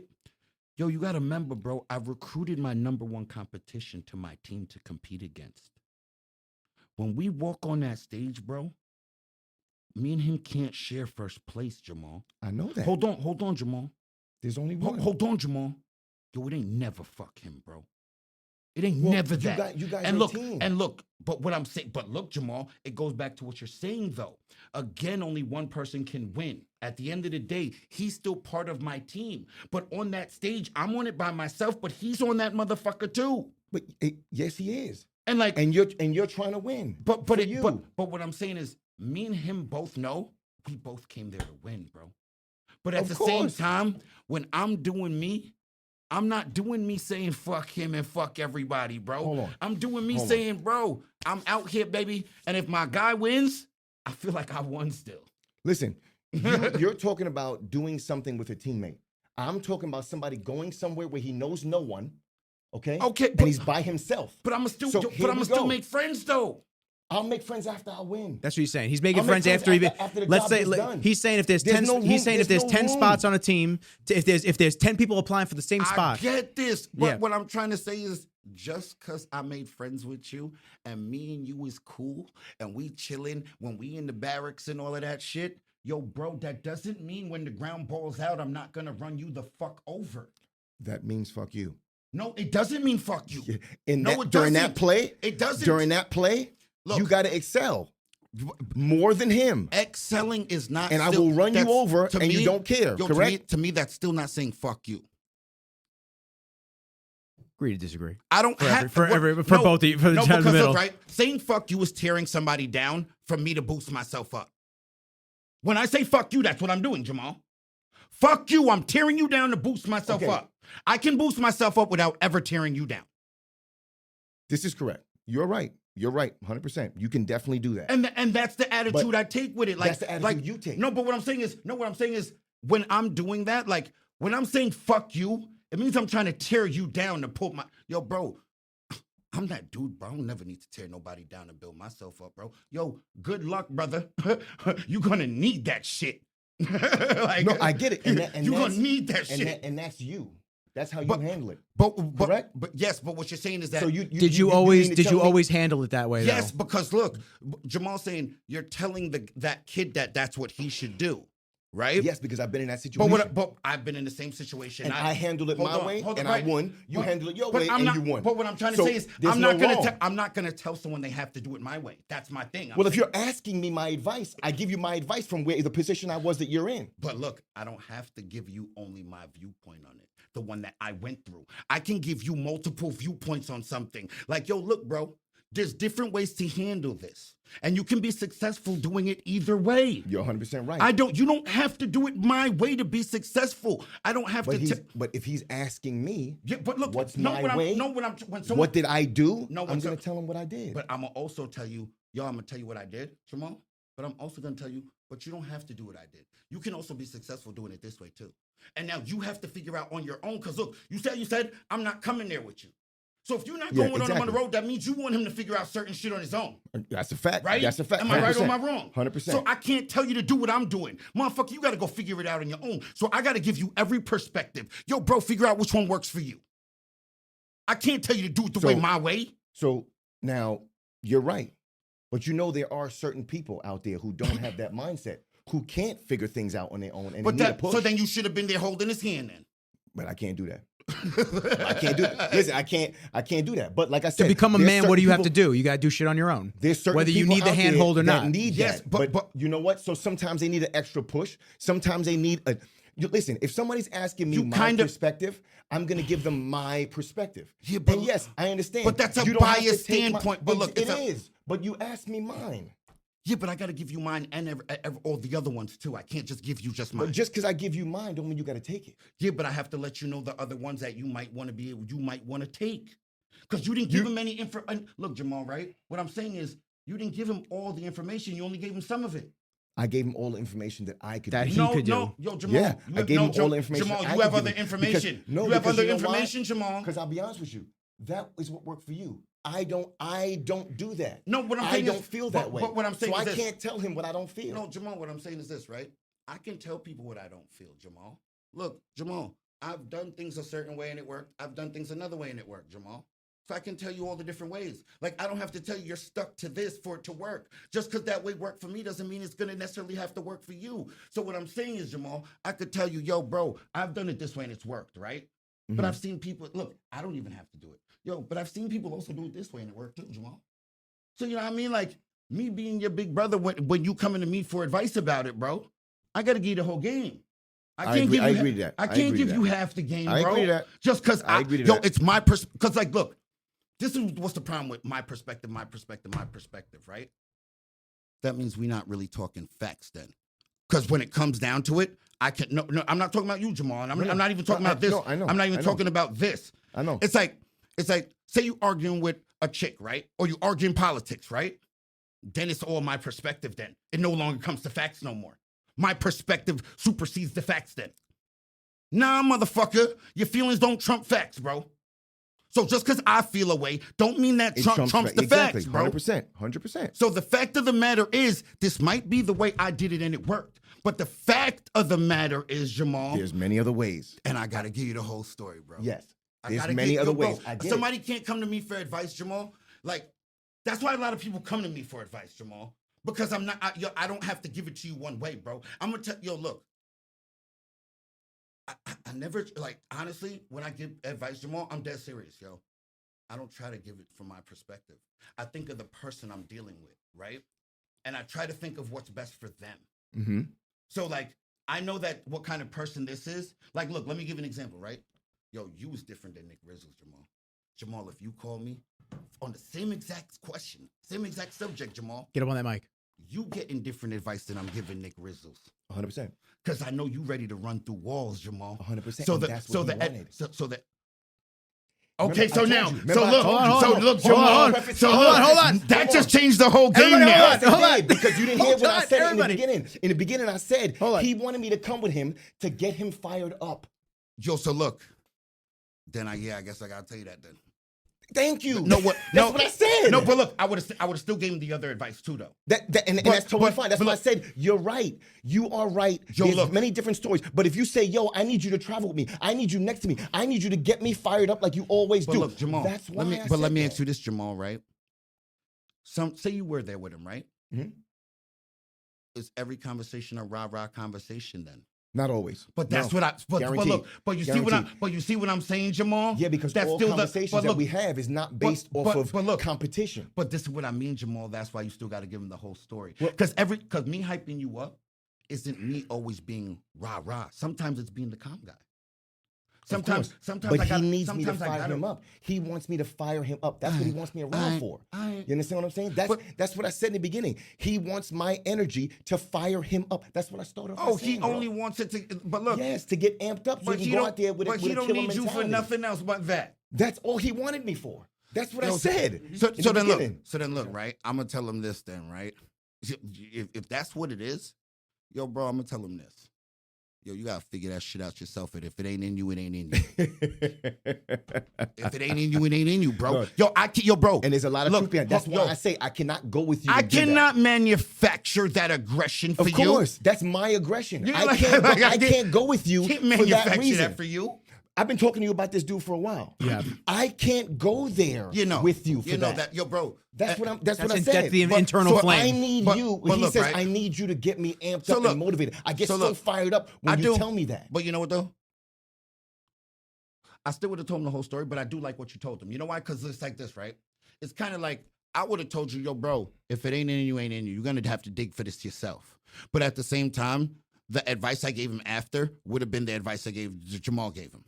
Because a person like that then, like, look, right, I'm going to still give you the rest of it. Like, bro, maybe, like, look, you'll figure it out on your own. This is why I'm going to give him all of it.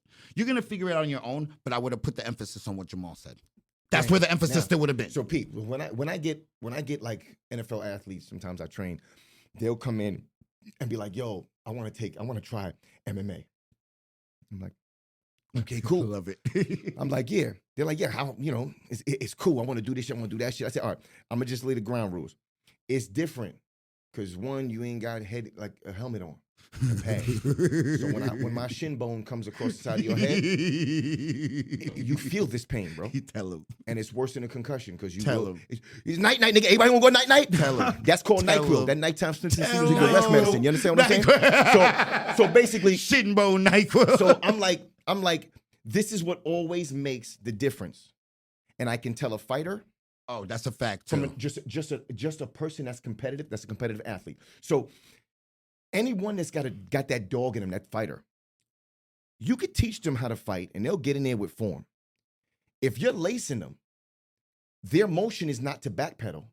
Their motion is to keep coming forward because they want to give back what they're getting, even if form is out the door. But the moment you have a fighter whose form could be unbelievable, he's so fast, he's so agile, his skill set, everything. And the moment he gets hit, everything is reverted. And now all of a sudden, his game plan has changed. I don't want that guy. Yeah, because he is not the fighter. Yo, but look, right? He's the athlete. Because look, right? In fighting, I tell everybody, man, it ain't really game on till you get hit. Facts. You can lay out all that. And You not can even lay just out. get hit, Yo, you can lay but out. get hit. You got to but- get stung, my nigga. But look, for real. To me, yes, but you don't necessarily need to. But yes, Jamal, you need to feel the one. Well, it's like this, right? You need to feel it. Yes. Like, you need to feel it. You got to get stung for you to be like, uh-oh. Because look, if you just because look, when you dishing it all out, it's all good, bro. Yeah, but when you gotta take it, Yeah. that's what you just that's when you know whether or not this is for you or if it's not. And that's life. And you could tell. That's and life. most of the You guys take I a punch in train, the mouth and keep going. exactly. Most of the NFL guys I train, it's funny as hell. Because them cats They're athletes. will get hit. They're great and all of a athletes. sudden, they are circling. They're running. Every time they are flinching. Yep. And it's like, yo, hold up. Yep. And because it's just completely different. Remember, that's a team sport. This is a one-on-one sport. Ain't nobody you could point to. He ain't fumble. He didn't drop the pass. You want to hear some crazy? It wasn't bad pass. The D-line didn't protect us. Yo, but look, It's just yo, you. you want to hear something crazy though? I know a kid from around my way, right? He fights in MMA. I ain't gonna say his name, right? And yo, he's even got he even fought at MSG and everything, bro. UFC fight, all that. Yo, Do you know who it is? Yo, I think he was laughing. No, I know all the guys. Yeah, he was laughing, so I was like, oh, okay, did you know who it is? yo, he's a smaller guy and all that, but he lost his fight at MSG. That was the fight for him to get the real one, right? So now he's back in the ranks or whatever, trying to get back up to that same fight. And yo, there's a kid that didn't grow up fighting, and he's pretty good at fighting. Like in my hood, in my neighborhood, he didn't grow up fighting. He was like a little square.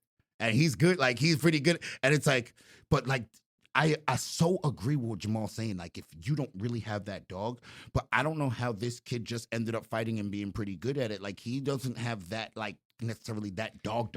Well, This is his life. You probably it's in here. He probably never was tested when he was younger for everyone to see. Nah, but yes. 'Cause there's a lot of guys that are, like, no, quiet. he's been tested, bro. He's been tested. So and you know what? That could have brought it out. Him being tested and not being able to do it is what made him go and train because he has an edge now. Okay. I got my ass in front of people. Okay. You know what I'm saying? All right. You know what I'm Because I'm like, where does this guy come from, sometimes Jamal? you need the edge. Because think about it, right? Let's think about this really quick. Name one professional fighter that has come from money and a silver spoon. Oh nah, hell no, bro. Because that's not what you do. Yo, do you're not that. about that life. You don't You're not have about that life. dog. Nah, you're not about that life. Everything's given to you. You know what I'm saying? I tell my fighters all the time. I'm like, yo, y'all think y'all bad. I was like, yo, you getting in here with a 40-something-year-old, fam. Like, Oh yeah, y'all think y'all bad for one. Two, just remember one thing. There's a fucking little 130-pound dude in Nicaragua right now that will knock your ass the fuck out for a slice of bread to feel Yo, his pain. facts, bro. Okay? Yo, So, facts, listen, man. Yo, you making $1 million 130, a tell fight? him. This motherfucker will ragdoll your shit to feed his family. Don't think Dead twice. serious. Okay? Dead serious, bro. Because there's more of a drive. You're not Yo. gonna find any wealthy, Yo. rich person. I got a good story about this. What you talking about right now? You know Urs, the bodybuilder, classic physique guy, young kid, young kid. the German. Yes. He's from Europe. Yeah, yo, bro, he trains in some like shitty basement gym, and he goes, "Yeah, Andre, I want to move to the States, but I can't move to the States yet, cause then I get everything I want, and I stop training as hard as I train in my like that. shitty ass gym This with kid. all my struggles." This kid. I like that. Yo, he's a young kid and he knows that his struggle. Oh yeah, I know this guy. Yo, he knows that his struggle is what gives him He's got a his own great edge. physique. Yeah, wild. Yeah. And like, yo, like And to know that to be a young kid and be aware of it is wild, is amazing. bro. Dude, whoever the people are around him taught him well. He's Because like, yo, he literally said, but when I moved to America, Dre, then I get everything I want, and then I'm not gonna be hungry like I am now. Exactly, 100%. Like all this stuff comes from sacrifice. So now the Yes, kid it you're do. bringing up right now, if he, like I said, you're never gonna find a professional fighter that becomes great that grew up with a silver spoon in his mouth. A lot of people I will agree. bring up BJ Penn, right? Because BJ Penn's family had money, but he also had like 30 fucking siblings that they just fought all day long. Oh yeah, bro. They just fought yeah, all bro. day I know long. what that's about. I know what that's fighting- about. So fighting to him was a second nature. Yes, But it's he what I do in the house he anyway. actually fought because he liked it. He didn't fight because he needed money. Oh He fought no, because he yes. liked it. Yo, well, he was growing up and fighting that's every day probably with his one of the brothers. That's probably one of the only dudes. I didn't even know that. Everybody I else didn't even know that. came I didn't came even know from that. shit, bro. I didn't even know You know what I'm BJ Penn saying? came from money. I didn't even know Yeah. that. So it's like, Great fighter too, yo. Shout out to BJ Penn. yo, facts. Facts. Yo, it was like heartbreaking Great when he fighter. came out of retirement to fight and got Yeah, he wasted. shouldn't. I'm like, yo, dude, come on, man, look, leave out. But yo, listen, bro. Why you gonna hang it up and come back? Yo, And listen, come it's- back. Yo, hang it up and hang it up, bro. It's Just leave it fighting, alone. bro. Listen, this ain't golf and we gonna retire and come back, bro. Uh-uh. Like, yo, my man, this is fighting. Listen, yeah, like Listen, no matter like, what anybody says, listen, I tell you right now, Nas will tell you this. I will get out there and I will take a year, 2 years off and go back and get in the ring. And he will be like, I don't understand how you could just put in 15 rounds like this nonstop. He says, and I said, yeah, but once there's somebody in here punching and kicking me, I'm gonna gas out a lot quicker now because I'm no longer Yo, comfortable. I'm no longer comfortable the way I used to be comfortable. Ooh, like got I was it. so comfortable then that nothing. Now, it's been a year and a half, 2 years. I get in there and someone's in front of me, a skilled person in Yeah, front of you me, get not gassed somebody fast. off the street. Dude, 3 rounds in, I'm like, wow. Okay, this is work. Why? Because now I'm thinking different. I'm no longer comfortable. I'm moving at a pace that's not my pace, unless I can dictate the pace. If I can dictate the pace, I'm just gonna work his ass. But that's something different. But there's so many different things that come into play that will change everything. Yeah, I want to get in the hit pass Facts. for 15 rounds. Yeah, I could do that. Cool. But having somebody chasing you around the ring when you're not comfortable, it's Different. gonna be completely different. Yeah. Yo, George Foreman said, everybody was like, yo, when he came out of retirement as an old man, they were like, how is it that you changed your endurance and you can go 12 rounds now with no problem? You couldn't make it past the 5th round. Yo, He was like, yo, why? he was still beating the blickies off people too. Was he ever, fam? He's still beating the blickies off people. Crushing these cats. So he was just like, yo, I'm just comfortable now.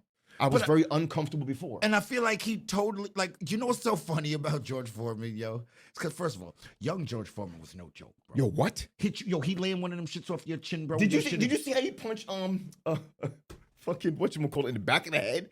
Dude was trying to get away from the referees broke them. Oh, yes. Caught him in the back of the head. Fucking damn, why am I forgetting his name? George. Can I look it up? Thriller in Manila. It's fucking George Foreman, Thriller no, Manila. no, not George Foreman. Muhammad Ali But fought look, him 3 times. But look, right, this is what I was Joe gonna- Frazier. But, They Smoking broke it. Joe. They broke Smoking Joe. it. So Joe Frazier went like this, turned around to move away, and George just leaned over the referee, bang, right in the back of the head, and knocked him down. I was like, what the? But look, right. He was a straight thug with it, bro. I loved it. You know what I love about old school fights, yo? They used to do all this bush league shit and get away Yo. with it. Like the NBA. Yo, the NBA, you could turn around and haul off and punch somebody in the game. Yo, you're gonna get a technical foul, but the game's continuing. And you ain't Like getting you're not pulled out getting with a kicked. technical You're either. not getting kicked out the game. Yo, you see Kareem get fouled and don't get Yo. the rebound, turn around, whack, Haul off, drop hook you. somebody, Hook and just you. and Yes. run down court. Yeah, yo. And Oh, technical. Yo. Take 2 shots. Yo, that's all What? he- yo, that's all 2 he got. shots. Yo, all he My got man was a picking his technical gyms foul. up, fam. all he got was a technical foul. Yeah, for that. exactly. That's it. Not throwing out nothing. Now, That's it. Nah, chill. Oh, nah, they ain't have No, to. they stubbed their toe. They're like, yeah, out for 3 weeks. But I like bush league shit back in the day. Nowadays, I guess it can't be there, right? But Too many cameras. The thing about George Foreman though is, if he had patience the way he did when he came back from retirement, Nobody's beating that man, bro. Yo, in his early he years- would have mopped bro. Muhammad Ali. But the problem with Joe, the reason why he used to get gassed in 5 rounds, because he stepped forward the whole entire fight, swinging haymakers. Yes. Every punch was every single thing he had was in every punch. Yo, So that was like, what's his name? Eddie Hall fighting Thor. Did you see those? Yeah. Every yo, time. I actually didn't see that. Bro, every throw Eddie Hall was doing, he wound up. But you know, and was going for the hardest shot look, ever. but do you know what that's about then? It's about just trying to catch that one. No, he's tired of getting punched in the face. Yeah. Because you're trying to hold for the one shot because you already you basically block him with the left because you already got punched in the face too many times. I gotta find that. Exactly. He's trying to catch the one good punch because he just got what was Thor sticking that jab in his face the whole day. You know what? Not really. They were kind of very evenly done. I didn't see the fight. Dude. No, let me say it. Thor was trying to. I got the volume off. How long did it go? I think it went all the rounds. I know, They- I know he knocked him down a couple times. Wait, no, but you gotta see. Oh, You gotta loading see up Eddie with- Hall Oh, this guy would get knocked out, bro. crabbing down and just getting ready to hit him with everything he's got, every shot. Yo, someone that weighs about, I want to say, 230, 240 would work Eddie Hall. Work him. Yes, sir. Someone that's smaller than him. Yeah. Because they would just punch him in the face 30 times before he even got one of those punches off. Yeah. And he's lucky he's fighting the guy he's fighting. And what Thor should have really done was just took Work this the jab jab and and put just it right stuck it in his all face day. all day, bro. Stand up He's tall. got that. He got that length. Yo, He got that length. I mean, but look, no, it's not even about the length. It's about the simple fact that this guy's just sitting here loading up punches. Loading. Right? Yo, bro. You can see that coming a mile away. You understand how many times I'm gonna stick this jab in your face? And every time I hit you, this punch is never gonna hit me. It's never gonna hit me. And I mean, like, I'm landing 20 jabs around on you, bro. Like if I see that's what you're doing, I'm not even trying to knock you out at this point. You know what? I might try to knock you out with my jab because that's how much I'm gonna be punching You're you just in the gonna face. get gassed. Eventually, you will knock the dude out because I mean he's gonna end up getting frustrated. And you're mashing his face into fucking ground Because, beef. dude, look, right? When Mike Tyson lost to Lennox Lewis, right?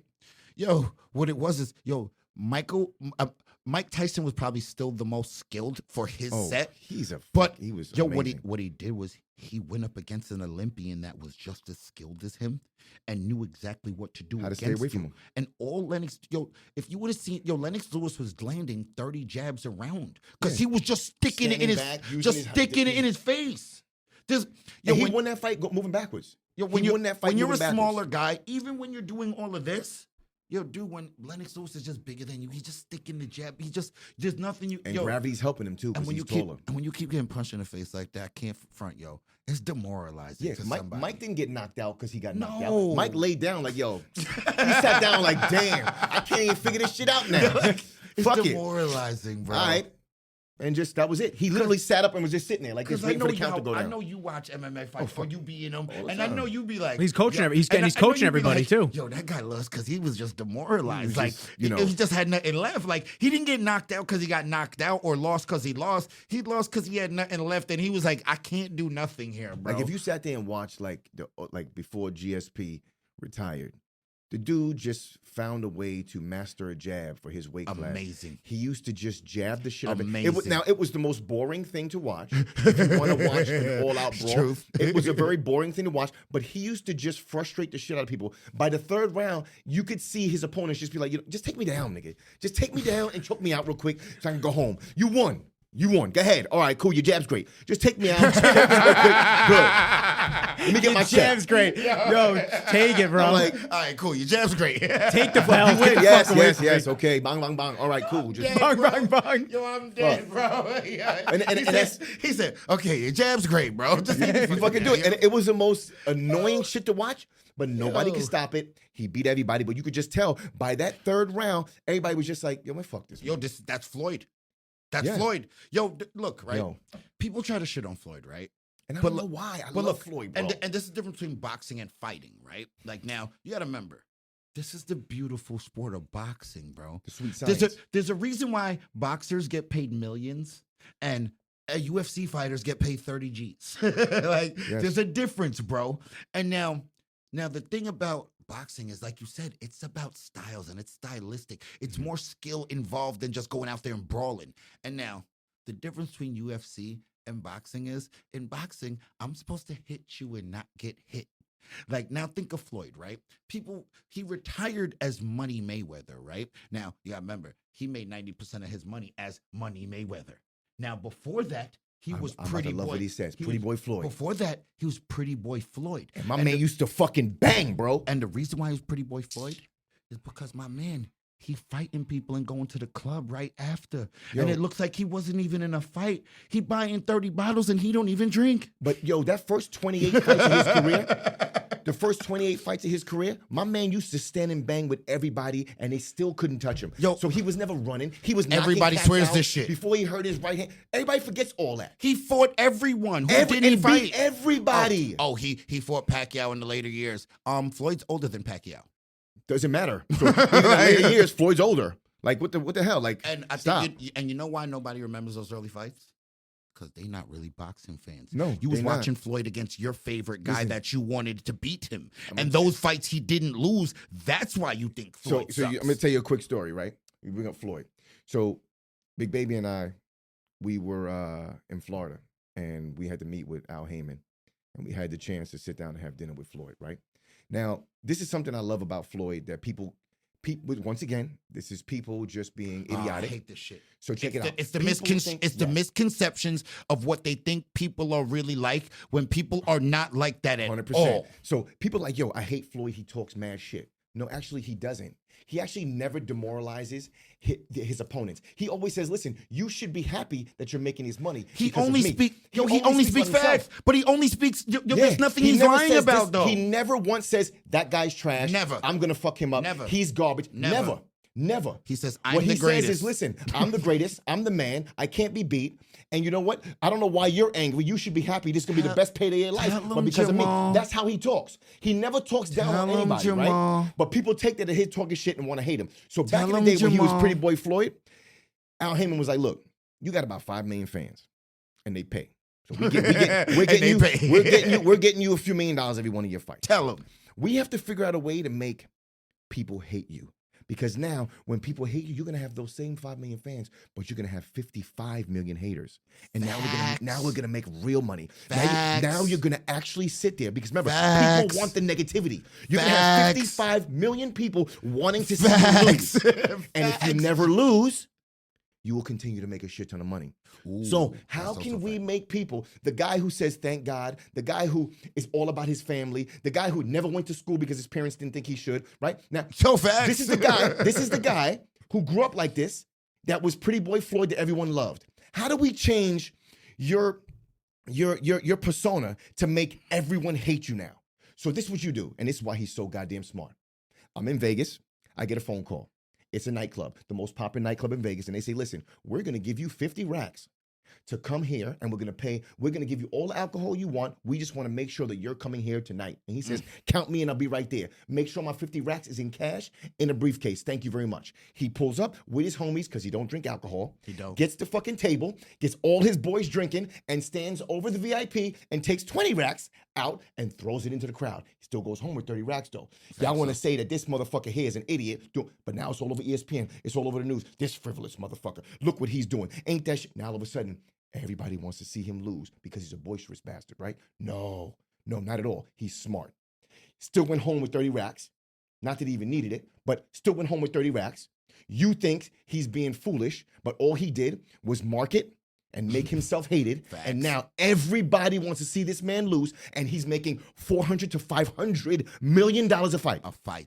Even right now, if he were to come out and take a fight A with fight. somebody with a big name, he's making $500 million. Yeah. Big money. And you want to know why? Big money. All because people hate him. And the person that he fights, Not gonna all make fans. and the person that he fights gonna make $100 million, the biggest payday you ever got in your life. So on that note, real quick, what do you always say about people that follow you? Oh, 50% of them are following me, waiting for it to. 50%. Actually, that's low. I think that's a low percentage. I think it's more than that. All right, so all right, 'cause- I would say 70, all right, 60 to so- 70. So I'll just say this: most of the people that follow you, they follow you because they hope you don't succeed. They waiting to be a hater. Look. How come you have all these people that? All right, I'll give you an example, right? And people like, all right, so look, I study people, right? And I study human psychology. So let me break something down for you, right? You got a person that's going to say they're a fan and they follow me per se, right? Now, this person never, ever commented on my page ever.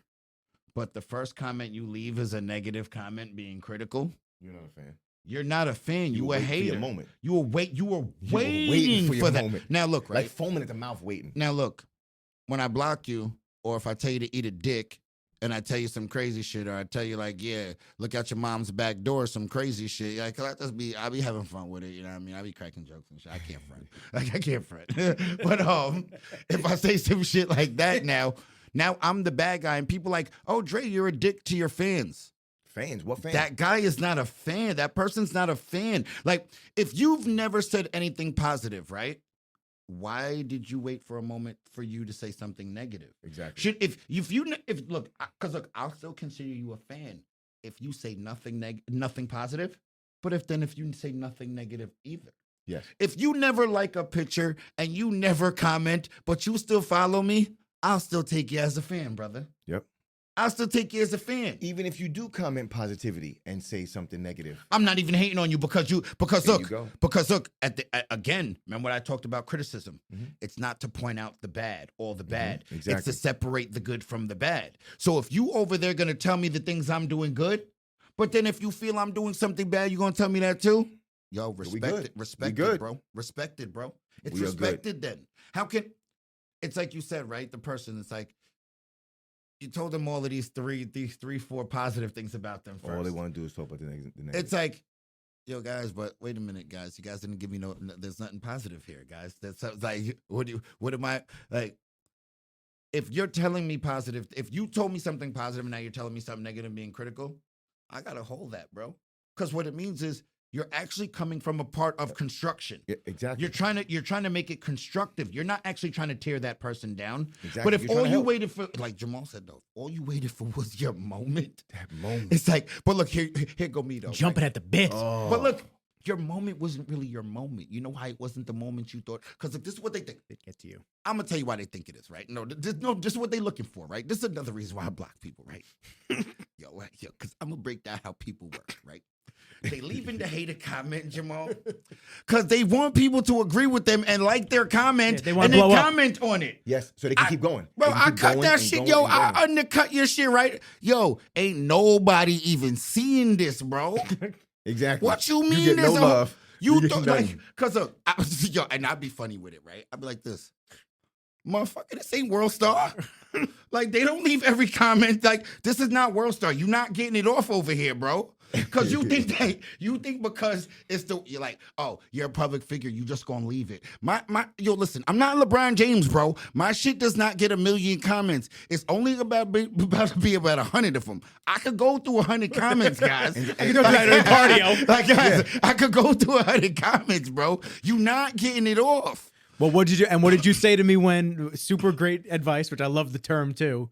What did you say to me when I had the people commenting on TikTok and I said, "Yo, should I entertain this?" And what was your response back? You said, "Don't give him no airtime." Yo, bro, nah, bro.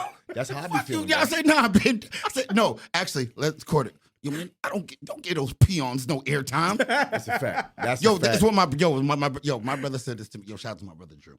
Said this years ago, bro.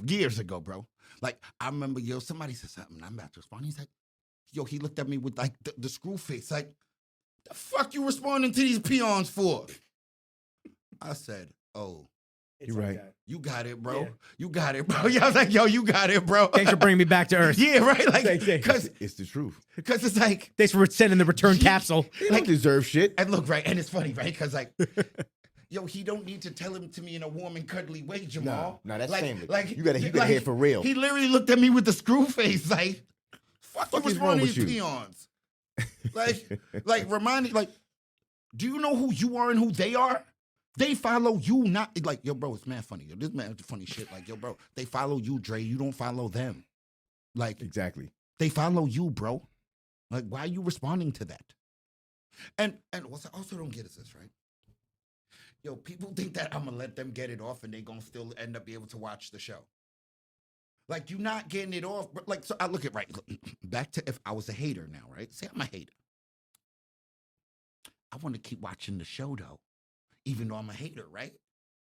I can't comment because then you're Can't- gonna send me exactly. to the block party and I'm gonna be drinking dirty water, dog. Yeah, the hot dog water. Yeah. Like, Mhm. I can't, no, I want to watch the show, so I'm going to just sit here and not say nothing. But look, though, right? You gonna end up in my group chats though. Exactly. That's why you get so many views and not enough likes, because the motherfuckers are sitting back. You might end up in my group chat though, Yeah. because we got a couple group chats, man. And I ain't gonna front. Yo, the shit be yo. Listen, right? Yo, at least 3 times a day I say this. God damn, I got some funny fucking friends, and I'm talking about dudes, women. Like, yo, my friends are funny, and like. Yo, I got mad like petty funny friends, yo. Like everybody's petty funny. Yeah. Like, and it's not like you being petty towards people. You just petty in general funny. Towards situations. Yeah, like, Situational pettiness. Like, yo, like, Yeah. listen, yo. And like, yo, I love old petty people, yo. Old petty people be the shit, bro. Cause they be petty and they don't even realize they being petty. They don't get it. Like, They got like a little bitterness to it. You know what I'm saying? That's because it's built into the DNA code. Exactly. Well, you know what? Think about it. Older people, we grew up different, went through a different time. So what we're seeing now is fucking aggravating. Yo, facts, bro. So that bitterness is real. That shit hits deep. Yo, Wait, did you that will just, hit. just lump yourself in that group? Don't do that. Everybody know I'm old. fam. You ain't old. Sit the Everybody hell. know I'm old. See how So he it's all lies on the good. podcast I'm telling constantly? everybody know Jamal, I'm how old are you? Everybody, How old? 44. How much? How old? 44. So everybody know I'm. Yo, you got it. So You got it. You got it. I've been slowly extracting his even though- DNA even though- to keep even to keep the fountain of Yo, youth you going. got it. You got it.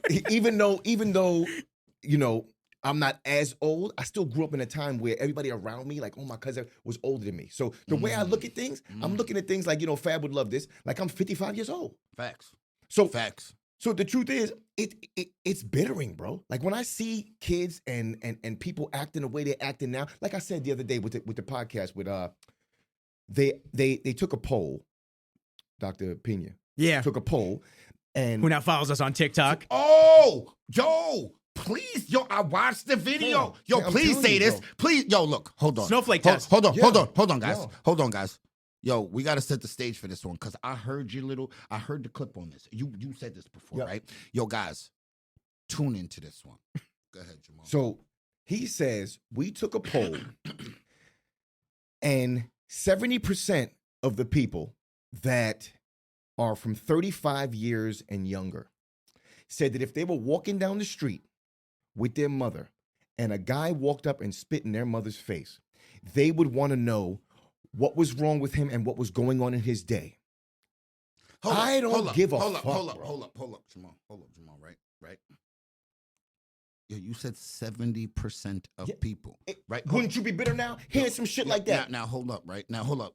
The guy they talking about, he said this is his snowflake test to find out if you're a snowflake Yes, or not. exactly. So to him, 70% of those people were snowflakes. Snowflakes. And what a snowflake is like you're gonna give us the actual definition of it? Oh, I get you the actual definition. I was gonna bring the comment section up on that because bro, we got Yo, bring it up, right? I was arguing all the time. But hold So, up. Pete, No. I want to go here real quick, right?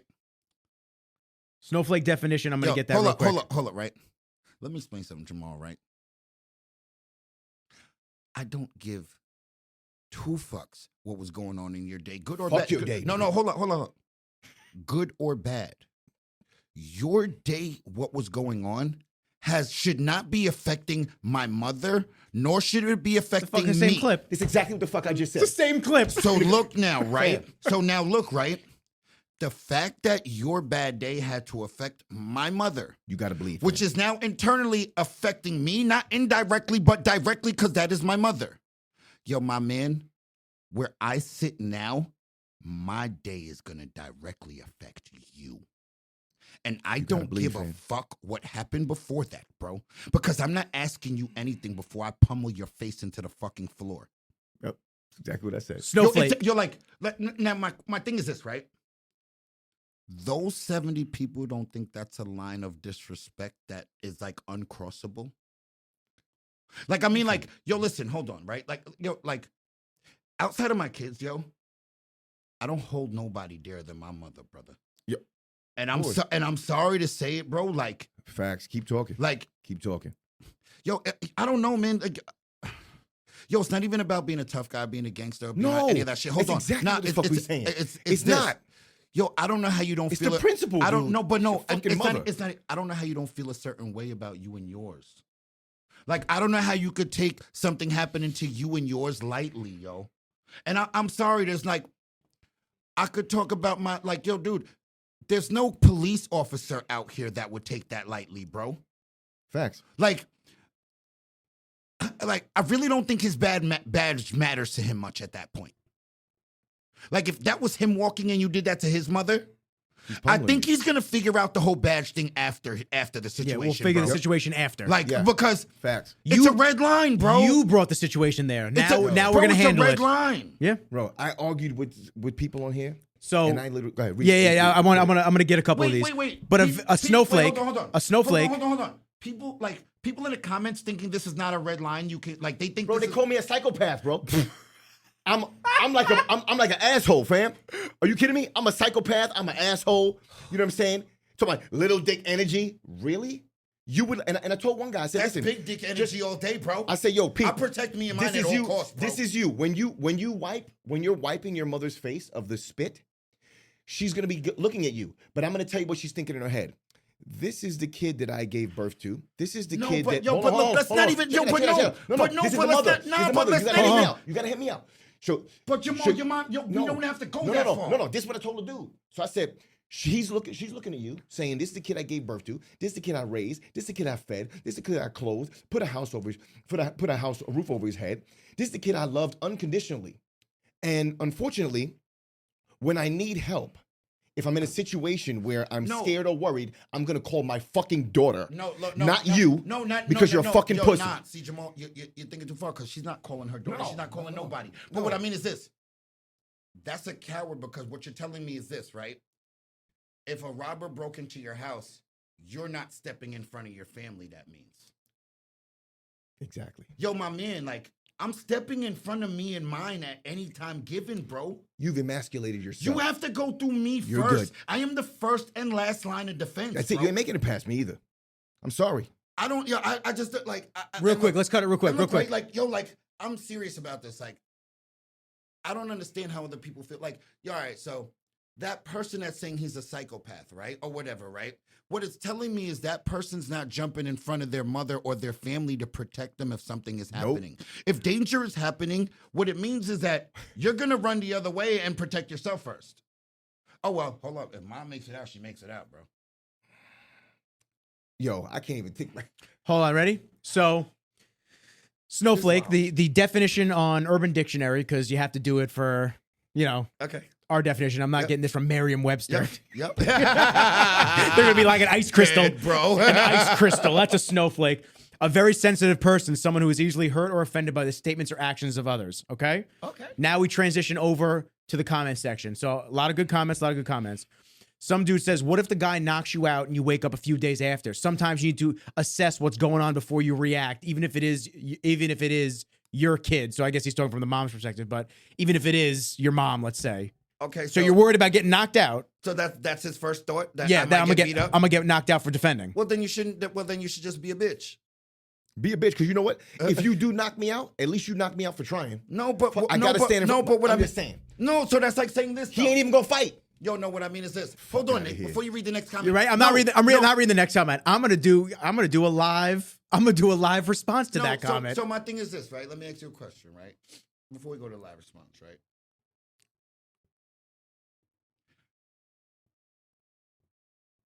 Are you not like? All right, the way they said is if he might get knocked out, right? Yeah, he said, yeah. Now let me explain this to you, Jamal. Right? When I step in front of me and mine, bro, I know there's a possibility of me dying first, and that's what should. And I don't happen. care. That's what should happen. You should not be able to get to my mother or my kids or my loved ones before you get to me, bro. If somebody got to be sacrificed, it should be me. Facts. I don't understand these things, bro. All right, real quick. Let Buddy know. Ready? We're going to count this down. 3. Nah, I'm not Give even it to me. bro. Give it to me. Come on, Trey. Play with it. Let's go. I'm done on that one because I just don't understand. Like, I'm ignorant to the fact of this. I just don't get it. Like, I don't understand how you can feel that way. Like, well, you got to have this pussification of men.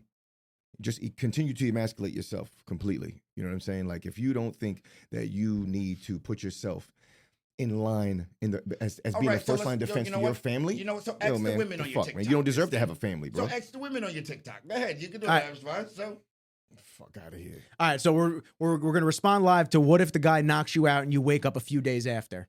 Okay, so all right. so ready? I'm gonna count you down. I'm gonna start recording it. All right. So All right, ready? Yeah.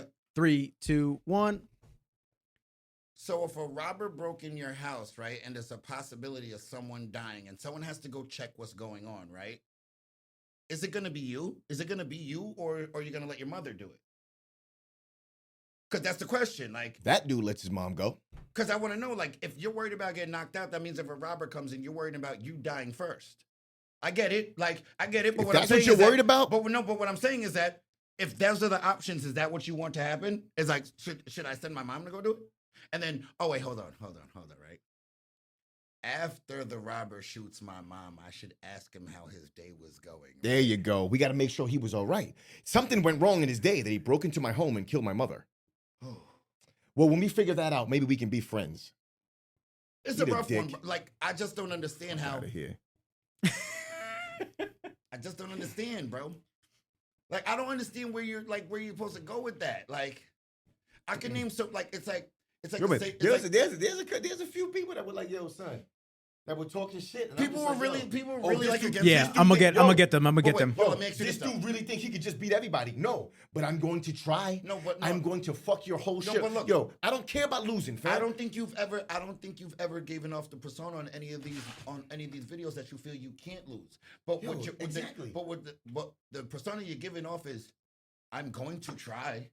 I stand up for mine. And at the end of the day, if I do lose, well, guess what? My family went out knowing that I tried to save them. Mm-hmm. It's like the kids being in the burning building and you not gonna run in there to go save them. Like, if it's The your firefight will go in. if I can hear. It's okay. If it's No, your fuck kids, that. bro. You're not asking. You Like, got, you got to tase me like or I put was me just, down I in was some way for actually, me I not to was go back in actually that watching building, this bro. shit, right? The bus went on fire, and the dad seen the shit going on. Yo, bro, he ran in that bus and got all 3 of his kids off that bus. Facts. All 3 of them. Yo, dude had 2nd-degree burns over his whole entire body, bro. And his wife did not go on that bus with him. His wife stayed off the bus. But I know he looked at her like, yo, I got this. Facts. And I know what he said to himself is, I yo, got this. if they don't come out, I'm dying Yeah. trying for them to come Mhm. out. And that's what I don't like. I don't like that person is just not willing to do that. No, I get- that person's worried about he's worried about getting knocked out and being embarrassed, but it's okay. So I guess that's what it is then. I guess he's worried about the embarrassment, Jamal. I guess so. I mean, I guess so. is that the new generation? Is that Because that look- new thought And process? this is the bitterness I'm Because talking about. look, Jamal, now I got a difference for you right now. If that man came up and said something and not physically touched me or my mom, I'm assessing every situation. Because I don't need to retaliate with aggression until you are actually invading my personal space. So it's like, if You know what just, I found out after this, real quick? If you actually spit on someone, that's assault. It's battery or assault, Yep. depending on where you are. Yep, there you Oh go. yes, no doubt about it. So you assaulted me first. No doubt about it. No, but what I'm saying is, say they didn't spit on you, right? Mhm. Like, what I'm saying is, like, I think the person is confusing things here, right? Because it's like, yo, bro, if you just walk up and say something, I don't have to haul off and hit you, bro. Like, I'm not that dumb to just haul off and hit you. Oh, fuck your mom. Look at you like, who the fuck are you talking to? But then as soon as you keep it pushing, there's not really an altercation needs to be happen at anything. But my man, if you straight up haul off and spit in my mom's face, bro, I don't think I'm asking any questions before I react. And look, honestly, I think that's a normal response. I don't think people would be mad at me for that. Well, you'd hope that that's a normal response. But in today's society, there's a lot of things that you'd hope that were set in stone mentally You know what? in I don't wanna- a You know structure. what? You know what? So let's take the word normal out of it, right? So I want to say this. It's a response that the majority of people would understand why I had it. Correct. Agreed. But on the flip side, if that statistic is correct of 70% of people not understanding that, then the majority don't get it. No. I think even though the 70% wanted to know what was going on in their day, You think that they would understand? I still think even if you hauled off and hit them, they would still understand why you did it without asking that. Yes. Okay. Fair. At least I would hope so. You'd hope so, yeah. I know what I mean is this. I think they would understand why you did it, even though they're not going to do it. Yes. I agree. Like, you know, I could see why. I could see why he would do that. Because look, because by that guy's comment, right? What it's saying to me is this, right? Because again, Jamal, I look at it from because look, Jamal, again, I look at it from all the perspectives, right? So now, what I'm looking at it from that guy's perspective is, he's afraid of getting hurt. I'm not. Especially when it comes to our family. So in a different perspective, like, I'm not that kind of person that person is. But if you're afraid of getting hurt, you're afraid of getting hurt, Jamal. And let's be real, not everyone can defend their family, bro, with just their 2 fists, Jamal. But you got to try. I do understand that, but you know what I'm also realizing, though? Not for us, but like for some people, yo, maybe you got to mitigate the risk, brother. Yo, maybe and that's obviously. Do you think? Now, here's a question: do you find that that's a generational thing now? Like the younger generations are feeling that way, whereas the older generations that have more consequences. Let's get into it. Why? It's not even the consequences, bro. Let's get into it. Why? Yo, when we grew up, if you had a problem with somebody, you could have a one-on-one fight. We go outside and we fight. No, not even go outside. No, hold on. Let me. I'm talking about like high school days, middle school days. Yo, we can go out by the tree and we can fist fight, and then everything is all good after that. Yeah, pound you up. Like nowadays, these little kids, nobody wants to fist fight no more. Either they bully. Yeah, like either we internet bullying or we shooting people. That's what these kids want to do nowadays. So it's like internet bullying or shooting. Nobody just like it's like. First of all, nobody talks out problems no more, right? So it's like we can't even come to an amicable solution where we can coexist just by talking. That just don't happen no more. And I think that's the easiest way to solve any problem. Like solving any problem, the first line of defense should be, can we be reasonable about it? Exactly. It's just like someone cuts you off in traffic, and like say somebody cuts you off in traffic, right? But then you like now it goes down the road a little bit more, and you get next to them, and they're like, "Yo, my bad." Like, are you really still angry now, Jamal? If you were still angry, you kind of feel like an asshole. You have to be at that. You want to look over and be like, yo, I'm sorry. And then you're like, right, cool, like you have to, because it's like I've had that happen before. Because it's like at that point you got to be reasonable now. Like it's like everyone's not a hothead. I understand we could be hotheaded in our moments. Like in moments in time, you can be a hothead. Even in a moment in time when they cut me off, I might be a hothead at that moment they cut me off. But at the moment I pull up and the dude's like, yo, my bad, I'm just like, yeah, you good, hi, man. bro. Like, what do you want me to do? Just like, pay attention next time, fam. So I feel, yo, honestly, Nick, what I'm gonna blame it on is, I think critical thinking has gone down, and I think conflict resolution has gone down, and I think old school ways where, if we're 16 in high school and we have a disagreement, and it's a disagreement, like it'll be little dumb shit in high school, just like it usually is, though, but if we go out to the tree and we have a little fist fight about it and it's over after that, like, we don't even have to shake hands, but the next day in school, there's not beef no more. Yeah. And next thing you know, over the weekend, the next weekend, me and you are hanging out drinking at some random party. And now we're cool about the situation. Mm-hmm. That doesn't happen anymore. No. And there's grudges held and nothing ever gets squashed. Because we can just beef over the internet. Back in the day, we couldn't do that. Like, we couldn't just sit there and beef over the internet. Out. You had to address it. So you had to confront your actual problems. It had to be confronted. Instead of just digitally bullshitting around. Yo, so my nephew the other day, right? So my brother calls, he comes down. He's like, yo, listen, I got to talk to you about something. I said, cool. He actually called me first and asked me if I was home. I said, all right. So he comes downstairs, then here comes his son and his girl. He's with him? Yeah. but it's late night. It's late night. His son and his son's girl? No, my brother, his son, and my brother's girl. Okay. They come down the steps, and I'm like, damn, what y'all still doing up? Because it was late. He's like, yo, so listen. So some kid pulled a gun out on Bones Jr. Okay. And I said, what? So I said, explain to me what's going on. So he's like, yo, so I was in school, and this girl, she slapped my ass, so I slapped hers back. And her boyfriend's friend saw me do that and went and told the boyfriend. So the boyfriend was like, yo, after school, we jumping you. I said, here we go with the talk. Okay. All right, no doubt. And so continue. So at what point did the dude pull a gun on you? He's like, nah, it was another guy. I said, okay, talk to me about this. He's like, so I called a kid that I was on a football team with, and I told him that, I'm about to get jumped tonight or whatever after school. You got my back? And he says, well, what happened? So he says, well, this girl touched my butt, I touched hers or whatever. Blah. He said, well, you shouldn't put your hands on somebody else's girl. You on your own. Ooh. And my look, nephew. right? And look, that's a tough one, Jamal. Of course it is. Because look, this is why it's a tough one. Your boy should have your back, but what that kid said to him is real. It's real, 100%. What that kid said to him is 100%. real. And I told my nephew, I said, yo, listen. So how did this come to this? He's like, well, I started talking shit to him. I said, so because he chose not to fight for you and tell you what you did was wrong, you decided to talk shit to him. I said, okay, this is what we're going to do.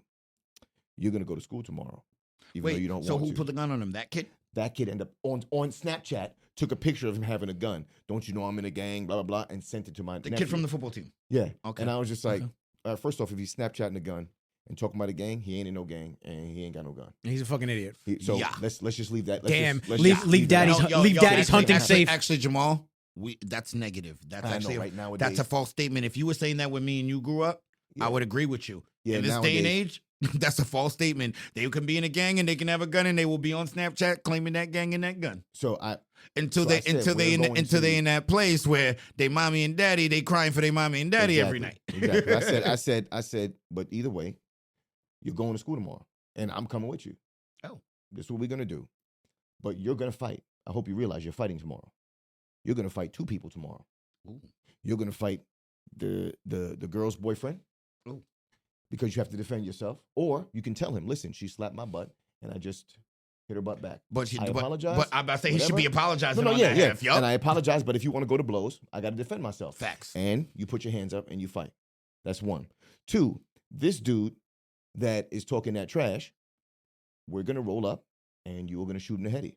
And you're going to fight. And you're going to get your ass beat because he's 6'5", 260 pounds. And you're literally 5'3", 98 pounds, 100 Ooh, pounds. it's I a said, rough you're going to one. get your ass whooped. But It's a you know rough what? one. This is what you have to do for opening your mouth and talking shit to somebody. And look, right? I could say this, right, Jamal?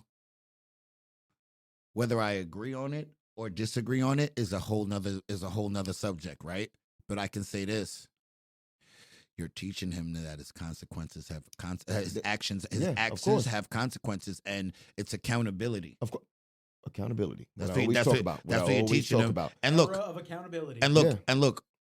This is what people don't understand, right? Jamal, what you're holding him accountable is not to you or not to anybody but himself. And his that's actions. see, people. I think people don't get that a lot of the time. Yo, it's his, Yo, it's bro, what he did, his actions. you know why? His movements, everything. Because look, right?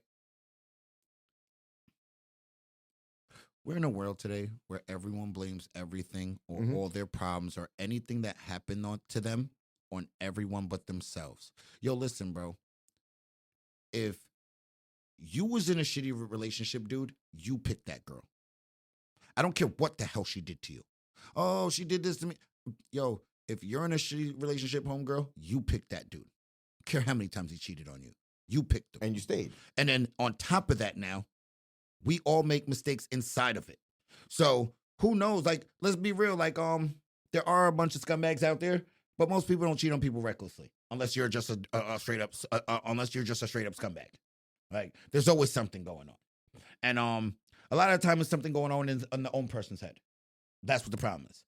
But yo, everything that happens to you in your life, it stems back from a choice or a decision you made. So you're accountable for what the fuck you... you have to be. It's like this, right? It's like the dude that's paying child support, bro. You got to be accountable. They're your kids. And it's like the chick that complains, oh, I got 2 kids and this, that. And yeah, you have to be accountable. You had 2 kids by this guy. Mhm. So at the end of the day, yo, none of your problems can be blamed on no one but yourself. And I don't care Exactly. what they are. Exactly. Your life, and you know what's so fucked up about life, yo? Yo, you're a split decision and a left or a right or a decision here or a yes here, a no there from a completely different life. Mhm. Good or bad or indifferent. Agreed. So,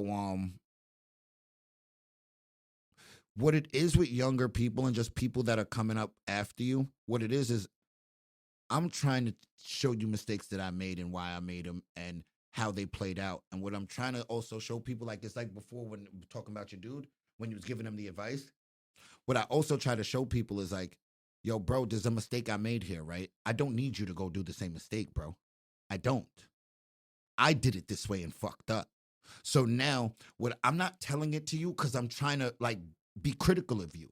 I'm telling it to you because I know how it played out because I went through that, bro. Like, that's not don't make a right here, bro. That's not the move. Go left here. And why go left? Bro, I'm not telling you from some dickhead online or some person sitting up on a fucking perch, bro. I'm telling it to you from the same person that was doing the same shit you was doing. So, a lot of people got to realize, yo, some people you hear advice from that you don't want to hear. It's the advice you actually need to hear. That's a fact. It really is, dude, because it's so easy to fuck up, bro. And I don't need anybody to be accountable to me, bro. Be accountable to yourself first. Yep. And that's what you was teaching him in that moment. Yep. So back to your story. Yep. So he was like, so the next morning I go to work. My brother calls. He's like, yo, can you just go on your break and check on him? I said, what you mean check on him, dude? He's like, his mom allowed him to stay home. I said, no. Oh, Call see? his mother. So watch. I said, no, call his mom. I said, tell his mother I'm going to pick him up and I'm bringing him to school, fam. I said, bro, yeah, I'm going to have a talk with you, with my nephew, your son. He is going to get suspended. He's going to get sent home. He's more than likely going to get his ass whooped. But this needs to happen. He's like, I agree. I didn't want to fight with wifey. I was like, don't worry about it. But see, but look, I find that as a problem. And what I mean is there's a problem there because, there's a lot of shit that goes on with the kids, bro. And like my 12-year-old will try to call me, bro. And like, I'll be like, what'd your mother say? Mm-hmm. I'm not stepping on toes, bro. Yeah. Like this, no matter how I feel about something, bro, there's certain things I just can't go against the grain, bro. Yeah. Like it's not worth it. Like, mm-hmm. So I wanted to be the bad guy. And no, but what I mean is with him though, like if I'm not gonna step on your toes about certain shit you doing with the kids, there's certain shit I do with the kids that you shouldn't be stepping on my toes either. Like we both have decisions we're making with the kids that the other person has to ride with, bro. Of course. And because that's parenting. Well, watch. So the mom initially was like, yes, Uncle Maul is right. Your dad is right. You got to go to school tomorrow. My brother was already at work, 4:00 in the morning at the hospital. Weaseled his way out of it. Yeah. I get it. I get it. So we were all on the same page. I get it. Weaseled his way out of it. So I said, call. Because your mom's softy. I know you can. Exactly. I can weasel. Yeah. Call her and tell her I'm coming to get him. So I called him and I said, yo, what are you doing at home? He was like, I said, I don't even want to hear it, fam. I said, I'm coming to get you. I'm picking you up and I'm bringing you to school. All right. He's like, all right. I get to the door. He's dressed. Put him in the car. I'm like, yo, first off, go back inside and put on the fly sneakers. I got you, man. You looking like shit. Yeah. So he came back outside. Yo, I love it though. And I was like, yo, so we get in the car. We pull up to the school. He's like, yo, you know what, Uncle Mo, I'm good. I'm ready. I could do this on my own. I said, no, you cannot. I said, come on, we'll go. We go up in the school, and the principal was like, how can I help you? Whatever. I said, like, we got to sit down and talk. I said, let me explain to you what's going on. I'm going to explain to you what I told my nephew and what's about to go down. This and this happened. I told my nephew, and I'm telling you the same thing I told him. He's coming in school to fight today. Okay? I don't care if he wins. I don't care if he loses, but he's got to fight because of his mouth and what he said and what he did, his actions. So if it's able to be talked out, that's fine. But me, I'm telling my nephew today he is coming to school to fight and defend himself, if it comes to that. If he's going to try and talk his way out of something, perfectly fine. But if it comes to him having to defend himself, I'm giving him the okay. And if you have a problem with that, oh, well, I told him it's fine that he gets suspended. You are not getting suspended for getting your ass whooped and not standing up for yourself. If you go out there and you defend yourself, I'll take you on a damn vacation if you're suspended for a week. You understand me? I said, but you got to go out there and be a man and stand up for what the fuck you did. Your actions and your words. All right? And he's like, principal was like, I was like, I just want to lay the grounds to let you know what's going on. So when you have to call me and tell me what's up, I already know this call's coming. Yeah, we already know you know the what's answer going on. already. You already know what's going on. We already know what's going on. Save the minutes. Yeah, everybody knows what's going on. Yeah. So he was like, okay, but we don't really want that. I said, Don't matter what you about want. that. It's not, I don't see it happening in school here, but either on recess, lunchtime, or outside, it's going to happen. I'm just letting you know that now. So, funny thing is, so he's like, just give me a second. I got to grab someone. He goes out, the principal goes out the room, and I turn to my nephew, and I said, yo, you got a blade on you? He said, what? He was like, what? Uncle, what are you talking about? I said, you don't got a box cutter or blade on you or nothing? I said, nigga, you ain't scared. You ain't scared for real. I said, you came here empty-handed. knowing you're gonna get jumped and everything. I said, boy, I was gonna tell you to give it to me, man. You ain't gonna get caught. So he's looking at me like, yo, what is wrong with you? Yo. And I'm like, yo, all right, you ready? He's like, yeah. I said, all right, cool. So he's like, I can do this. So drop him off, whatever. I leave. My brother calls me. He's like, yo, I'm parked out front of school. I want to see what happens when they walk out of school. Dead. I said, all right, bet. So he walks out of school. He sees his son, my nephew, and my nephew sees him down the block, parked. So he's like, yo, Pop, I got this. Like, I'm good. Uncle Maul told me, like, I got to do this. I'm ready to fight. I'm ready to defend myself. I'm ready to get my ass whooped if I have to. But, like, I got to do this. Because if not, I'm going to end up getting bullied and harassed every day. So I got to do this. Leave me alone. Don't follow me. My brother's like, so he calls me. He's like, the fuck you say to him? He's like, yo, dude. I was like, I just had to let him know what's good. Sure enough, he's walking home. The kids are following him. My brother following. Because one of the kids, though, my man 6'5", 260. He's like, he a big boy. He a big boy. Like, it's the Will Smith from fucking. Hey, a big boy. I said, yo, not for nothing. How old are you? Yo, yeah, nigga, exactly. you look 40. Exactly. So I said, yo. Nigga, you look 30. You're at least 30. Yeah. Not for nothing. I said, homeboy's a big boy. If they try to jump him, you got to get out. He's like, oh, facts. He's like, I'm just making sure everything's good, but I do want to see what happens. So my nephew calls him again. Stop following me. I'm good. Trust me, I'm good. If I get my ass whooped, get my ass whooped. He's like an unmarked. He's hitting 6 car lengths back. So sure enough, he makes it home. And apparently, in the lunchroom, the kid came up to him and was talking shit. So my nephew got up and he's like, yo, listen, I don't think I could beat you, but I am going to fight you. I'm going to stand up for myself. I'm going to defend myself. So you're going to hit me? Hit me.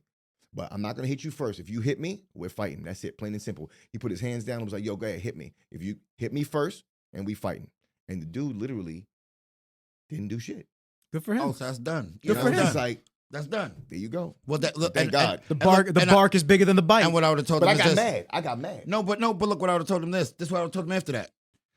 Well, guess what? You lucked out. No. Not even you lucked out. That's actually your friend. He's actually your friend. Go make friends again with him now. Yeah, go talk to him. Y'all have no beef.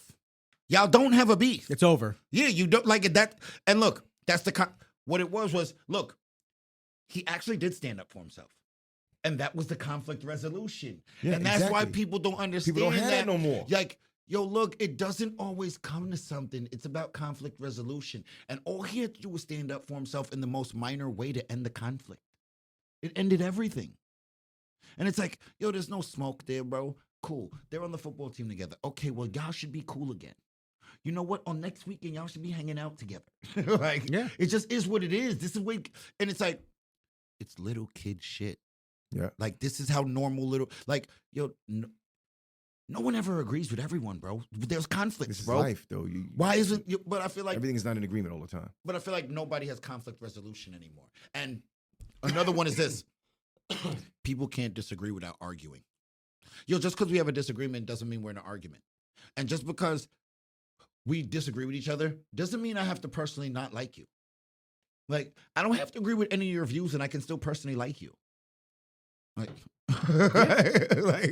like since when did it become that? Because I'm on one side and you're on the other side. Fuck you now. You pulling that out right now? Mm-hmm. What you got there? He's great. What you got there? No, Just a piece of chicken. Yo, look. I thought my man was gonna pull out like some Burger King or some shit. No, fuck no. He just got a chicken breast. This is my old natural. Because I was about to look. I was about to look up like, yo, I got to get up out of here. Jamal eating Burger King, man. I need to eat some too. No. What I do, son. On the so real quick on the topic, because we could talk literally hours and hours. When do you have to get out of here for your clients and shit? We've been going for 2 hours. I'm gonna go for another hour. Okay, we've been going for 2 hours. 2 hours and 15 minutes already. Sheesh. Yeah. I really don't got shit going on, but I think we should wrap it up soon. Because if we go for 2 hours and change, you're gonna have to put this into a part 1, part 2. Well, I'll tell you what the best part about this is. The best part is I ain't got to do a lot of camera switching because y'all talked 99% of the time. So it's just gonna be right there. See, look, right? They try to tell people this though, Nick, right? Yo, a good host lets them talk. Yeah, enjoy, man. Because they be talking about Joe You're the man, Button. Nick. They be talking about Joe Button all the time, right? And they be like, yo, Joe, why is it always back about you when you have guests on? Like, you interviewing them, but it's you still interviewing you. Yep. That was the big part of like when I started doing this, and even with Panetti, like the course of learning how to podcast. When I first started, I used to get a lot of comments on YouTube, like with the Arash episode was my first guest ever was Arash with John Panetti. We did John and I did 5 episodes together, and then we had Arash on for the 6th. And I'll never forget, like I thought I went into that episode like I'm king host, like we are going in, and this is gonna be the best shit ever. And it was a great episode. Don't get me wrong, but like a lot of the comments were, "Yo, why is this dude cutting him off every single time?" About me cutting off Arash. And I learned quick after that you got to let the guest ride. Do you know why? I'm gonna tell you why. Because in a natural conversation, there's cutoff points. But this is not it's a natural conversation, but it's really not. Because what happens is, if we outside of this, we all in the convo. Yeah. Outside here, it's really not about you no more. Like you're in the convo, but it's like, nah, I have guests here for a reason. Yep. If it was just me talking, I would just need me and a mic. Yep. So I get it. Like I get it. In a regular convo, like where you're interjecting, in a regular convo, that's totally fine where you're interjecting. But I get it. Like on a podcast, like it's kind of like. Listen, the amount of people when I stopped the podcast with Panetti and when I stopped it with Tyler too, the amount of people that hit me up and said, "Yo, we love hearing you and we love hearing from you and this and that," and they're like, "You should do you should do a solo joint. You should do this." I was like, I want to, which is why I started my show. But at the same time, like I made a video saying, "Yeah, I'm interesting, and I guess people find me interesting and they like my views and my takes on things." But at the same time, it's like, I think my show is even better because I have amazing guests. And this isn't ego stroking anybody. This is you're amazing and you're interesting in your own way. Jay is interesting and amazing in his own way. That's why people hit me up and they go, "Yo, I love Andre episodes." They go, "Yo, I love Jamal into the Batcave episodes." How quick did I answer? You were like, "Yo, let's do something else, Dre." I'm like, "All right, cool." Yeah. He's like, "What do you think about me and Jamal?" I was like, "What do you think about you and Jamal?" I was like, "Oh, I'm in." Yeah. He's like, before he even, I see the ... going still. And he's like, he's writing a whole paragraph like, "Yo, everyone keeps asking me about, get Dre and Jamal, get the, and I just already wrote, "Yo, I'm in." Yeah, dude. And that's, Same thing. Yeah, he was ready to rock too. Bro. And I just think that being able to have my show where I have amazing guests come on and then collaborate with each other as like 2 guys that were just on separate episodes, but now we're all throwing it down together. Because you know what's funny? Yo, outside of Jamal, I probably think there would only be like 1 or 2 other people that I would have said okay with. I'm in. Everybody else, you would have got the flaky Drake. I'm like, yo, you know what? Yo, I'm driving right now. Let me hit you back. It's crazy. Champ is throwing up everywhere. I got to tend to him. I'll hit you back in a couple of weeks. Yo, look. Funny. And Tony's one of those people that you would have done it with. Look, Tony. Look. My friends be like, "Yo, Dre, man, we get 2 Dre's, man. Either Dre's very attentive in the text messages, or we get flaky ass Dre, bro." And yo, I can't front. Y'all be flaky for no reason. I don't even be like, look, sometimes I be you ain't in the mood. Look, sometimes I'll be busy, right? But yo, bro, that's You just ain't in the mood, bro. Yo, look, yo. I don't know, man. I'm just a different dude, bro. Sometimes I just don't. Yo, look. Yo, right? Yo. I could be at the crib, right? I cannot leave the crib all day. Like, I'm like, I ain't even going to the gym. Yo, I'm totally fine if I don't talk to one soul for a whole day sometimes. Oh, tell me about it. Like, How nice is that? It's luxurious. I mean, like, I don't want to talk to, like nobody. Like, yeah, Brooklyn could call me because that shit's always entertaining. Like, yo, listen, bro. I swear to you, bro, like, she's a fucking good time, my kid, bro. Fuck yeah, she is. I filmed her once. I filmed her once. I was like, "Yo, like, can I hang out with her again?" And look, she was dope. What's funny is that, like, yo, now that she knows you, because you even met her, you even said her again. Where was it the next time you seen her? I saw her somewhere else, though. Yeah, I think we were. It might have even been one of the Olympians or some shit we were doing, and you seen her again, right? She's great. And this is what's funny, right? Like, yo, if you came back again now, like, it would be like no host bar because she knows you now. Yeah, she's great. So now it would be no, yo, Hell bro, yeah. like, I mean, right off the gate, She was bro, pistol whipping me. She dressed like, up as a cop. I mean, like, yo, bro, like, yo, she be trying to snatch you up by your shirt and like, yo, listen to me. I'm telling you that, like, yo, bro, like, look, the kid is crazy and it's a good time though. Like, it's really a good time. Fucking amazing. Like, So real quick, So we had some questions. I think we should end off on like one or two of those. Oh yeah, I'm not gonna lie. I'm gonna ask you a question, and then I'm gonna go use the bathroom because I may piss my pants. All this fucking caffeine, and I had like a gallon before I got here. I'm sitting here. I'm like, well, look.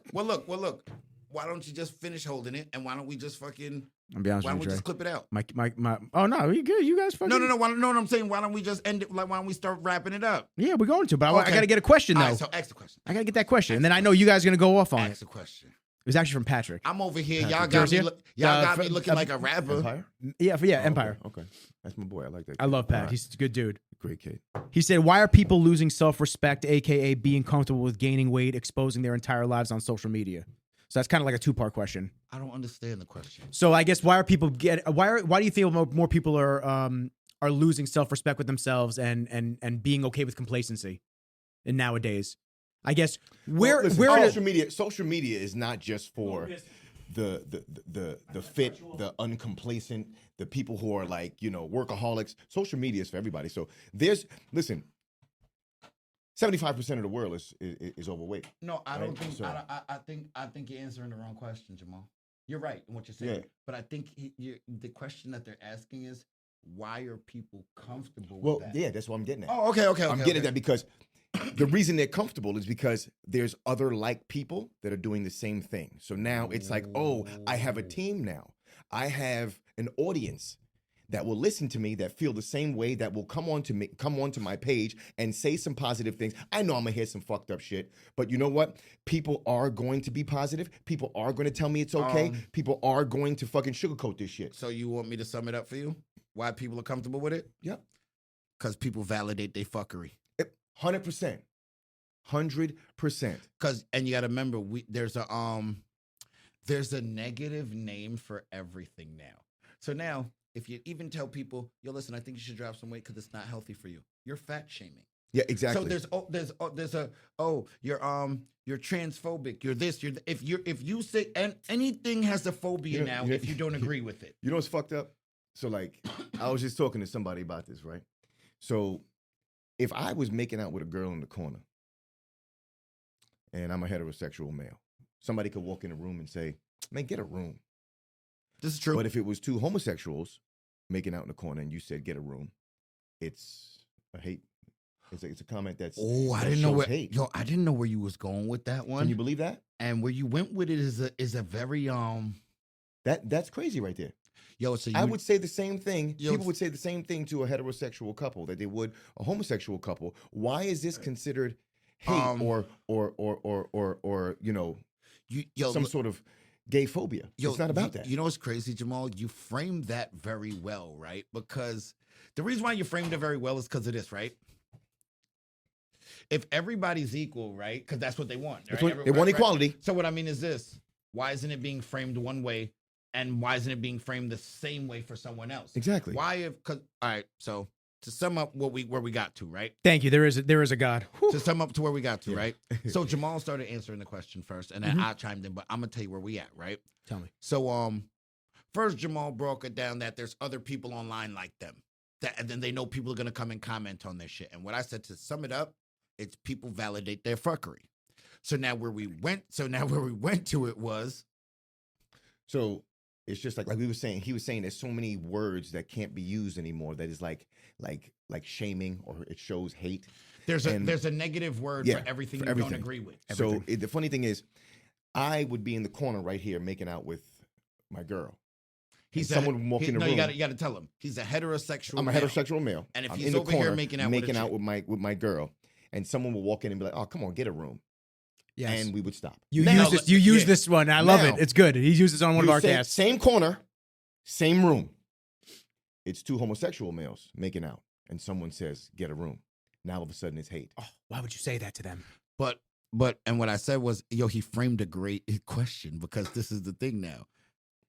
The gay people are asking for equality and be treated the same way as everyone else. Being treated the same way as everyone else is me walking in and say, "Get a room," and no one looking at me crazy for it. Exactly. But that's not where we stand, because you got to remember, everyone's a victim nowadays. Everyone. Yo, look, someone to do. Yo, you know what's wild, Jamal? Yo, bro. It's a cancer mentality, is what it is. Hold up. I got a better one for you. Yo, not is everyone a victim, only a victim. Yo, they'll do something to you and they still a victim. Yep. Yeah. People find justification in doing something wrong, and in their mind, to them, it makes what they did right. Yes. So like All you need for is- instance, this person people who want to, you know, they're broadcasting being overweight and being comfortable being overweight and all that stuff. That's cool. I'm glad you're comfortable with that, right? Do I believe it?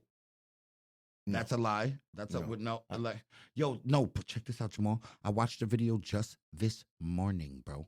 A chick said that if you're purposely trying to lose weight, that's fat shaming. If you're purposely See? trying Here's to some fat shaming. Yo, Then. no, they said if you're purposely trying to lose weight, you're fat shaming yourself. Yeah, well, 270-pound Nick would like to say "fuck you" because I have never heard. not only was I unhealthy, but I was miserable, and I you needed said. to get right. That's pure. But they fuckery. said that if those are the reasons why you're doing it, that you're fat shaming I was yourself. miserable because I was fat. That's what they said. They said maybe because if you're doing it because you're miserable, if you're doing it because you don't like how you look, if you're getting it to have more social acceptance, then you're fat shaming yourself. I was like, Yo, damn, you can't do nothing no more, bro. yo, no, Nothing. No, this You is what just I can't do nothing. Opinion People on- can't even just want to Yo, lose no, weight no, to what look good now, anymore. what I said to myself Opinion on is- everything. No, what I said to myself is this. Yo, look, it goes back to why I'm so like, right? Yo, bro, I didn't realize until like this year. I mean, literally, bro. Like, I had to ask my dude one time, right? I had to ask him, yo, bro, is everyone just like everyone just tries to take advantage, and like most people you do business with are just shitty people? Yeah. He said, yeah, Dre, everyone's gonna try to. Almost everyone tries to take advantage if you let them, right? Mhm. So cool. Let's go back into what I was saying now, right? Yo, and recently I've realized that, yo, 80% of people are miserable. They are. Yo, why is everyone so miserable? Like, look, and oh, my bad. I know exactly why everyone's miserable, guys. Because of this one, right? I got one for y'all. Yo, in 22. All right, so average means average, right? It's the average median, of whatever. the middle. The Yep. middle, right? So most people are average, right? Correct. Because that's the middle. So most people fall somewhere around the middle, right? And then you have the outliers on both sides, 0, 100, right? Mhm. In 2022, telling someone they're average is an insult. That's why everyone's miserable, because yo, if everyone doesn't drive a Lamborghini and have a house that costs $5 million, they're miserable because they feel that they should have one. But I don't understand where this word deserve comes from, right? Because Yeah, 'cause it's like when a dude says, "Oh, I deserve a Lambo," or a chick says, "Oh, I deserve to have this type of guy." Well, if you do, then you'd have it. No, Because you put forth the work and the effort to do it. No, what you said first is right, Jamal. If you did, you would have it. You know why? Because deserve is a word that comes from earning something. So Exactly. but look, Jamal, if you earned it, you would have it. Exactly. And you ain't fucking earned it, so you don't deserve the shit. Hold up, Jamal. I deserve to have a bachelor's degree in finance and a minor in accounting. Do you know why? Because you earned it. I earned it going to the classes, Jamal. Yeah, exactly. I passed the classes. I earned that degree. But everybody I deserve wants to. that without doing I deserve the to work. have it because I earned it. Exactly. You don't deserve anything you didn't earn on your own merit. Well, the younger generations, especially, and it goes back to what's being Yeah, it's fucked up socially acceptable. because you're now, supposed to be rich when you're 21 now. well, besides that, everyone's spoon fed the idea in the late teens, early teens now, and even younger, the participation trophies. Oh, I hate Everybody that shit. wins. I hate that shit. No, Everybody wins, no matter but- what. No. That's not life. but That ain't life. yeah, and yo, It's a cancer yo, mentality. Yo, that's a direct. I'm not gonna lie. That's a direct derivative of what's going on right now. Like that directly contributed to it. Yes, of Yes. course. Everyone Of thinks, course. but look, this is another one that everyone doesn't realize. Do you understand if everyone's great, then the great people are average again? Yes. Because everyone's Listen, there, so they it's back can't to be the good average without again. bad. There's a yin and yang. They can't be good without bad. They can't be yes without no. Um, There has to be an MVP because somebody did. Jamal, Everybody can't be that. Jamal, people have to lose for me to win. It- When we go to the Exactly. bodybuilding show, like, all right, cool, I won the Tampa Pro last year. Wait, how many total wins do you have again? How many total wins? 17. 17 total wins. Yeah. You mean everybody else on that stage didn't get the same first place trophy? So No. What I mean is like, I'm thinking just like the Tampa Pro. Like, yeah, for me to win, 44 guys had to lose. Yep. 44. Had to lose. But what I don't get is like, look, I get we all want to win, bro. We all do want to win. But what the probability says, and that's another one, right? People get caught up in this, right? Yo, it's not about possibility because anything's possible. It's about probability. What are the chances of you actually getting there? Because you got to remember, and this is another one. Yo, people say don't quit on things, right? You're just a point when it's not quitting and it's just moving on. You have to know when it's, you got to know when to say when. How should I say this? You got to know when to pack your ball up and your cleats up and go home, bro. And that's with anything in life. Maybe it's a sad day, but you got to know. Business deal, work, relationship, anything, hobby. You need to know when it's time to pack it up and go home, bro. So it's like, I'll give you an example. Like, one thing I do spend my money on is my car. Like, yeah, I got a lot of money under the hood of that bitch. Like, a lot of money. But there would still be a point where I know that there's no more money to put into the car. It's like, bro, it's like, now you just wasting the money. Like, it's like, yeah, like, bro, now you're just wasting it. It's not even like you're making things better. You're just finding dumb shit to spend money on now. You got to know when it's time to pack it up and go home, bro. So,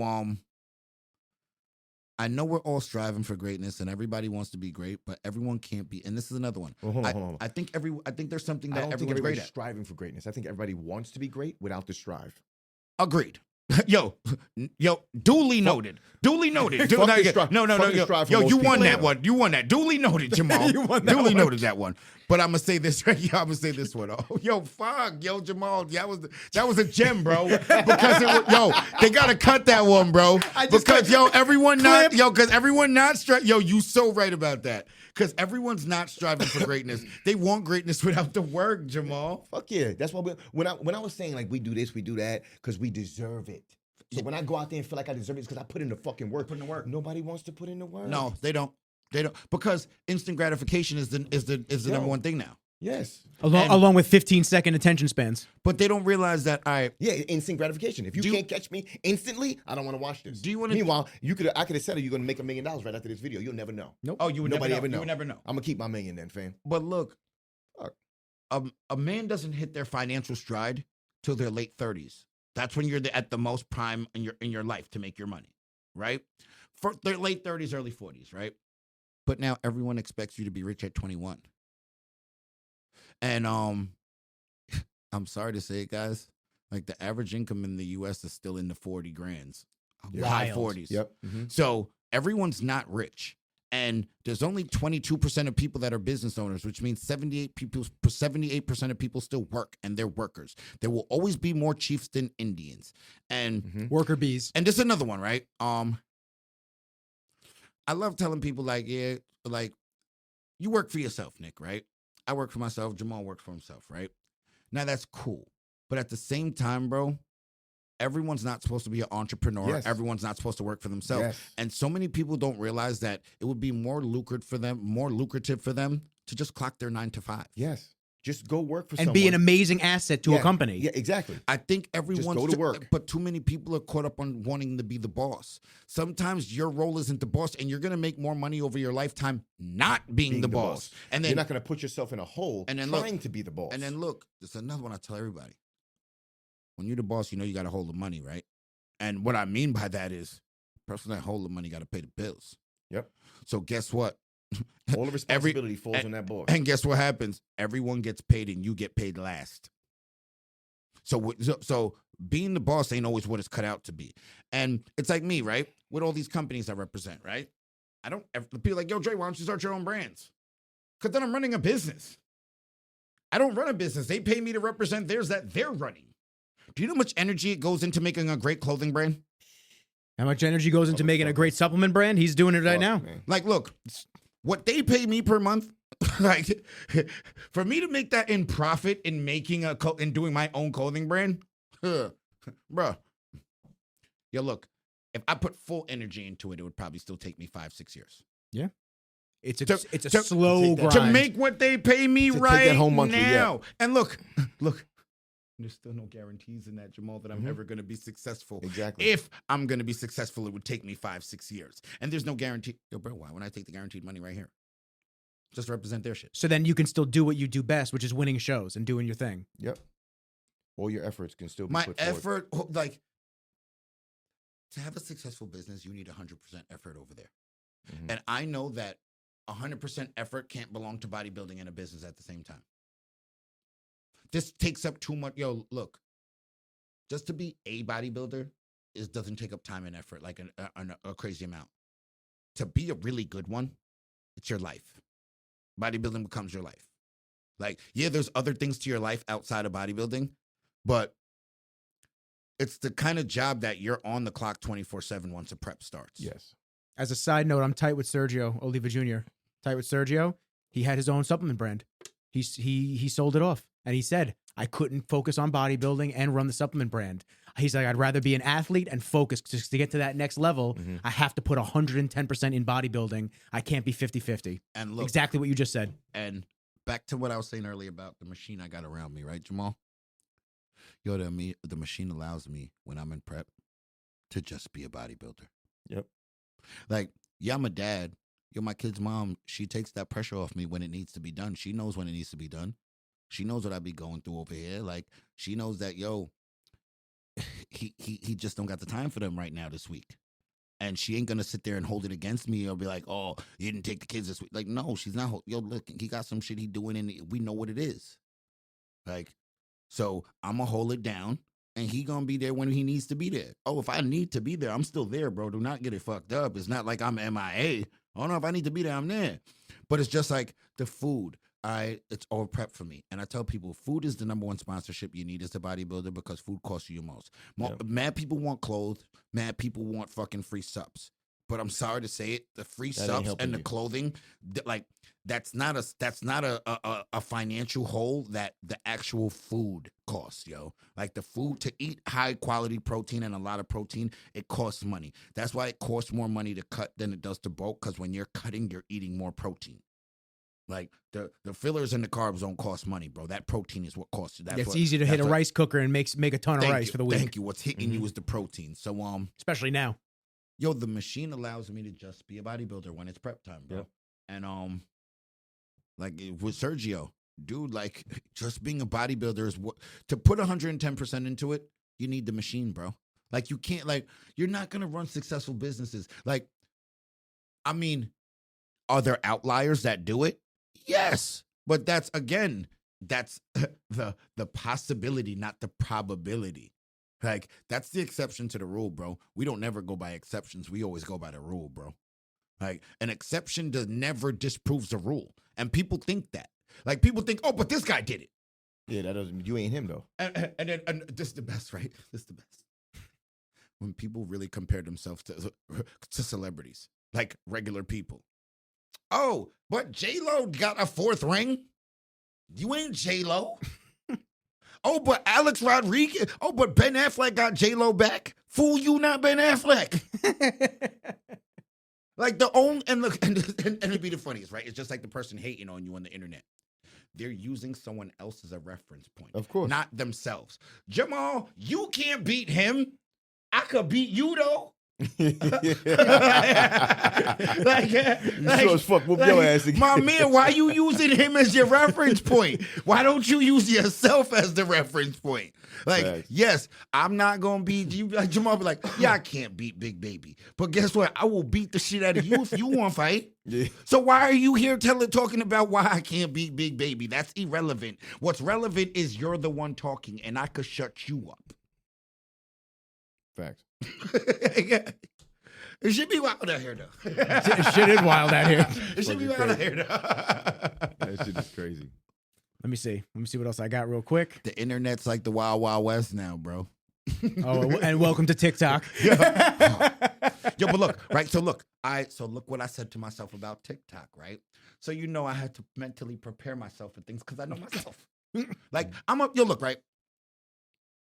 Yo, too many people don't be real with themselves because they're not aware of themselves. No, they don't know themselves. Like I am very They're not aware comfortable of with like themselves, I dog. don't never talk in third person, but I'm gonna talk here. I am very aware of Andre. Like I know my faults, I know my strengths, I know all of that, right? So look, right? So going into the TikTok thing, I'm not blocking nobody. Yo, y'all won't get y'all shit off and talk shit on TikTok? Go for it. Come holla at me, bro. Run that engagement up. Yo, look, right? The name on look, I gotta plug my shit here, right? That's cool. Get the fuck. Of course it's cool. My bad. Don't ever ask me if that's cool to plug yourself. So, right? Yo, follow my TikTok, right? That's the camera? That's the camera? All right. Yo, follow my TikTok. Lucky Libra 213 _. The reason why we had to use the underscore, because I go in there, my name's taken by somebody that don't even use the shit. And I'm like, listen, this ain't your name. Always, bro, we know, always. We know why you took the name. So you know what I'm going to do, right? I'm going to just hit them with the little DM and be like, yo, here, take this 100 real quick and come up off the name. Facts. Not me? Facts. Well, I got that. I tried that. They Did didn't you? hit me back, bro. They hit you back? Nah, they ain't All right, hit well, me look, back for my name. look. Sorry, I'll send a drone. I'm See, pissed yo, off, yo. see, look, keep fucking me up right now. Because look, you shouldn't have said that. You shouldn't have said that, bro. I'm I'm trying to still help trying. you out. Look, No, I want you to try. No, I'm Shit. still gonna try. I'm still gonna Well, try. you But gotta try. Cause you fucking me up. Cause now I'm going into Now he's it like upset. now I'm Now he's nervous. He's like, oh shit, they ain't gonna fucking answer me. God damn. I'm like, fuck, man. Yes. This shit didn't work for me though. I hope it works for you. You just flipped him instantly. He was feeling so good. He's like, yo, here's the 100. And Jay's like, yeah, it didn't hit me back. look. Andre's like, damn, I have to Hey, pull out y'all a strong I'm on- gonna have to y'all put strong out on me two. now. Look, now I'm gonna have to say 200 at the game, bro. Yo, Jamal just mentally fucked my whole shit up just now. I should have look, said money out the yo, gate, look. but I didn't. I started Look, trying right. to talk to motherfuckers. Yo, look, right, dead ass Jamal. Yo, just because you said that, I'm no longer offering 100. Now I know I gotta start with 2. I hope this motherfucker don't see this shit, but yo, all right. Back to what I was saying about TikTok though, right? So yeah, Lucky Libra 213 _. Follow me on TikTok. Yo, I'm looking for haters, bro. I am. Bring it I am. on. I know Yo, you look, are. look, I'm look, laughing because it's on. funny. Look, right? I'm not laughing because you're incorrect. Yo, what I realized is this, right? When I started turning over new leaves, some of the haters started to like me, right? And my shit ain't like my shit ain't John Blaze like that no more. I need more John Blaze shit. So that being said, I need some haters, right? So yo, they can't all like They me, set bro. it off. Yo. They can't all like me. And so The look, haters right? set it off. Yo, I'm not blocking nobody on TikTok. If you feel like you got some negative shit you want to say to me and you want to get it off, yo, come to TikTok and get it off. Have a field day. Because I'm not. Hold on. I gotta preface it with this. Yeah, let us know. I'm not responding. like, Well, I was gonna say the cool thing about TikTok, which Instagram actually is enabling for certain accounts now, especially on Reels, is you can answer, which is what we did in the middle of the podcast. You can answer comments with a video response. But I'm not saying they're gonna get that from Yo, you. look, they don't want me doing that. That's what I'm They not want saying me they're doing gonna that. get it from you. Because look, right. All right. You want me to tell you what's wild? Yo, look, right. Yo, I used to get in little talking shit battles with people back in the day in Men's Physique, right? And I used to be like on Instagram Live, like talking cash shit, like, yo, eat a dick, like tell his mom to eat a dick, like all types of wild shit, bro. Whole family lineage. Yo, bro, they done screen recorded all them shits, bro. Like, yo, you could go to YouTube and literally type in my name and look at a screen recording from 2018 of me talking shit to Jeremy Buendia. This shit is wild. Like, yo, Some of my favorite videos. the shit is wild, bro. Like, I didn't realize that they really, people really screen record everything. Yeah. And what's worse is that, yo, they be acting like little girly mouth little chicks, bro. Run back, tell that. Like, I say some shit in my live, yo, I'm getting a text from Brandon later. Yo, Dre, what's up? Sunday said that. Yo, like, yo, all right. So look, right, I'm gonna give you one right now, right? So look. Yo, one day I'm on my live and motherfuckers came in there talking crazy like, yo, Brandon's girl sound like a tranny, right? And look, this is not even me talking shit, yo. I like Bobby, yo. I think she cool. Like, I mean, I think she's a good girl. I don't right? know her. I think, yo, look, I don't know her personally, but when I see a Bobby, I like her. Like, everybody likes Bobby. She cool, right? So cool. So I didn't say anything, bro. This is what I said. Yo, bro, I'm staying out of that, bro. Like, what y'all saying is cool. Like, and look, at this point, I never even heard her talk, right? And I'm like, yo, what y'all saying, I don't know what the fuck is going on, bro, but I'm out of that, bro. Yo, you know I got a DM, yo.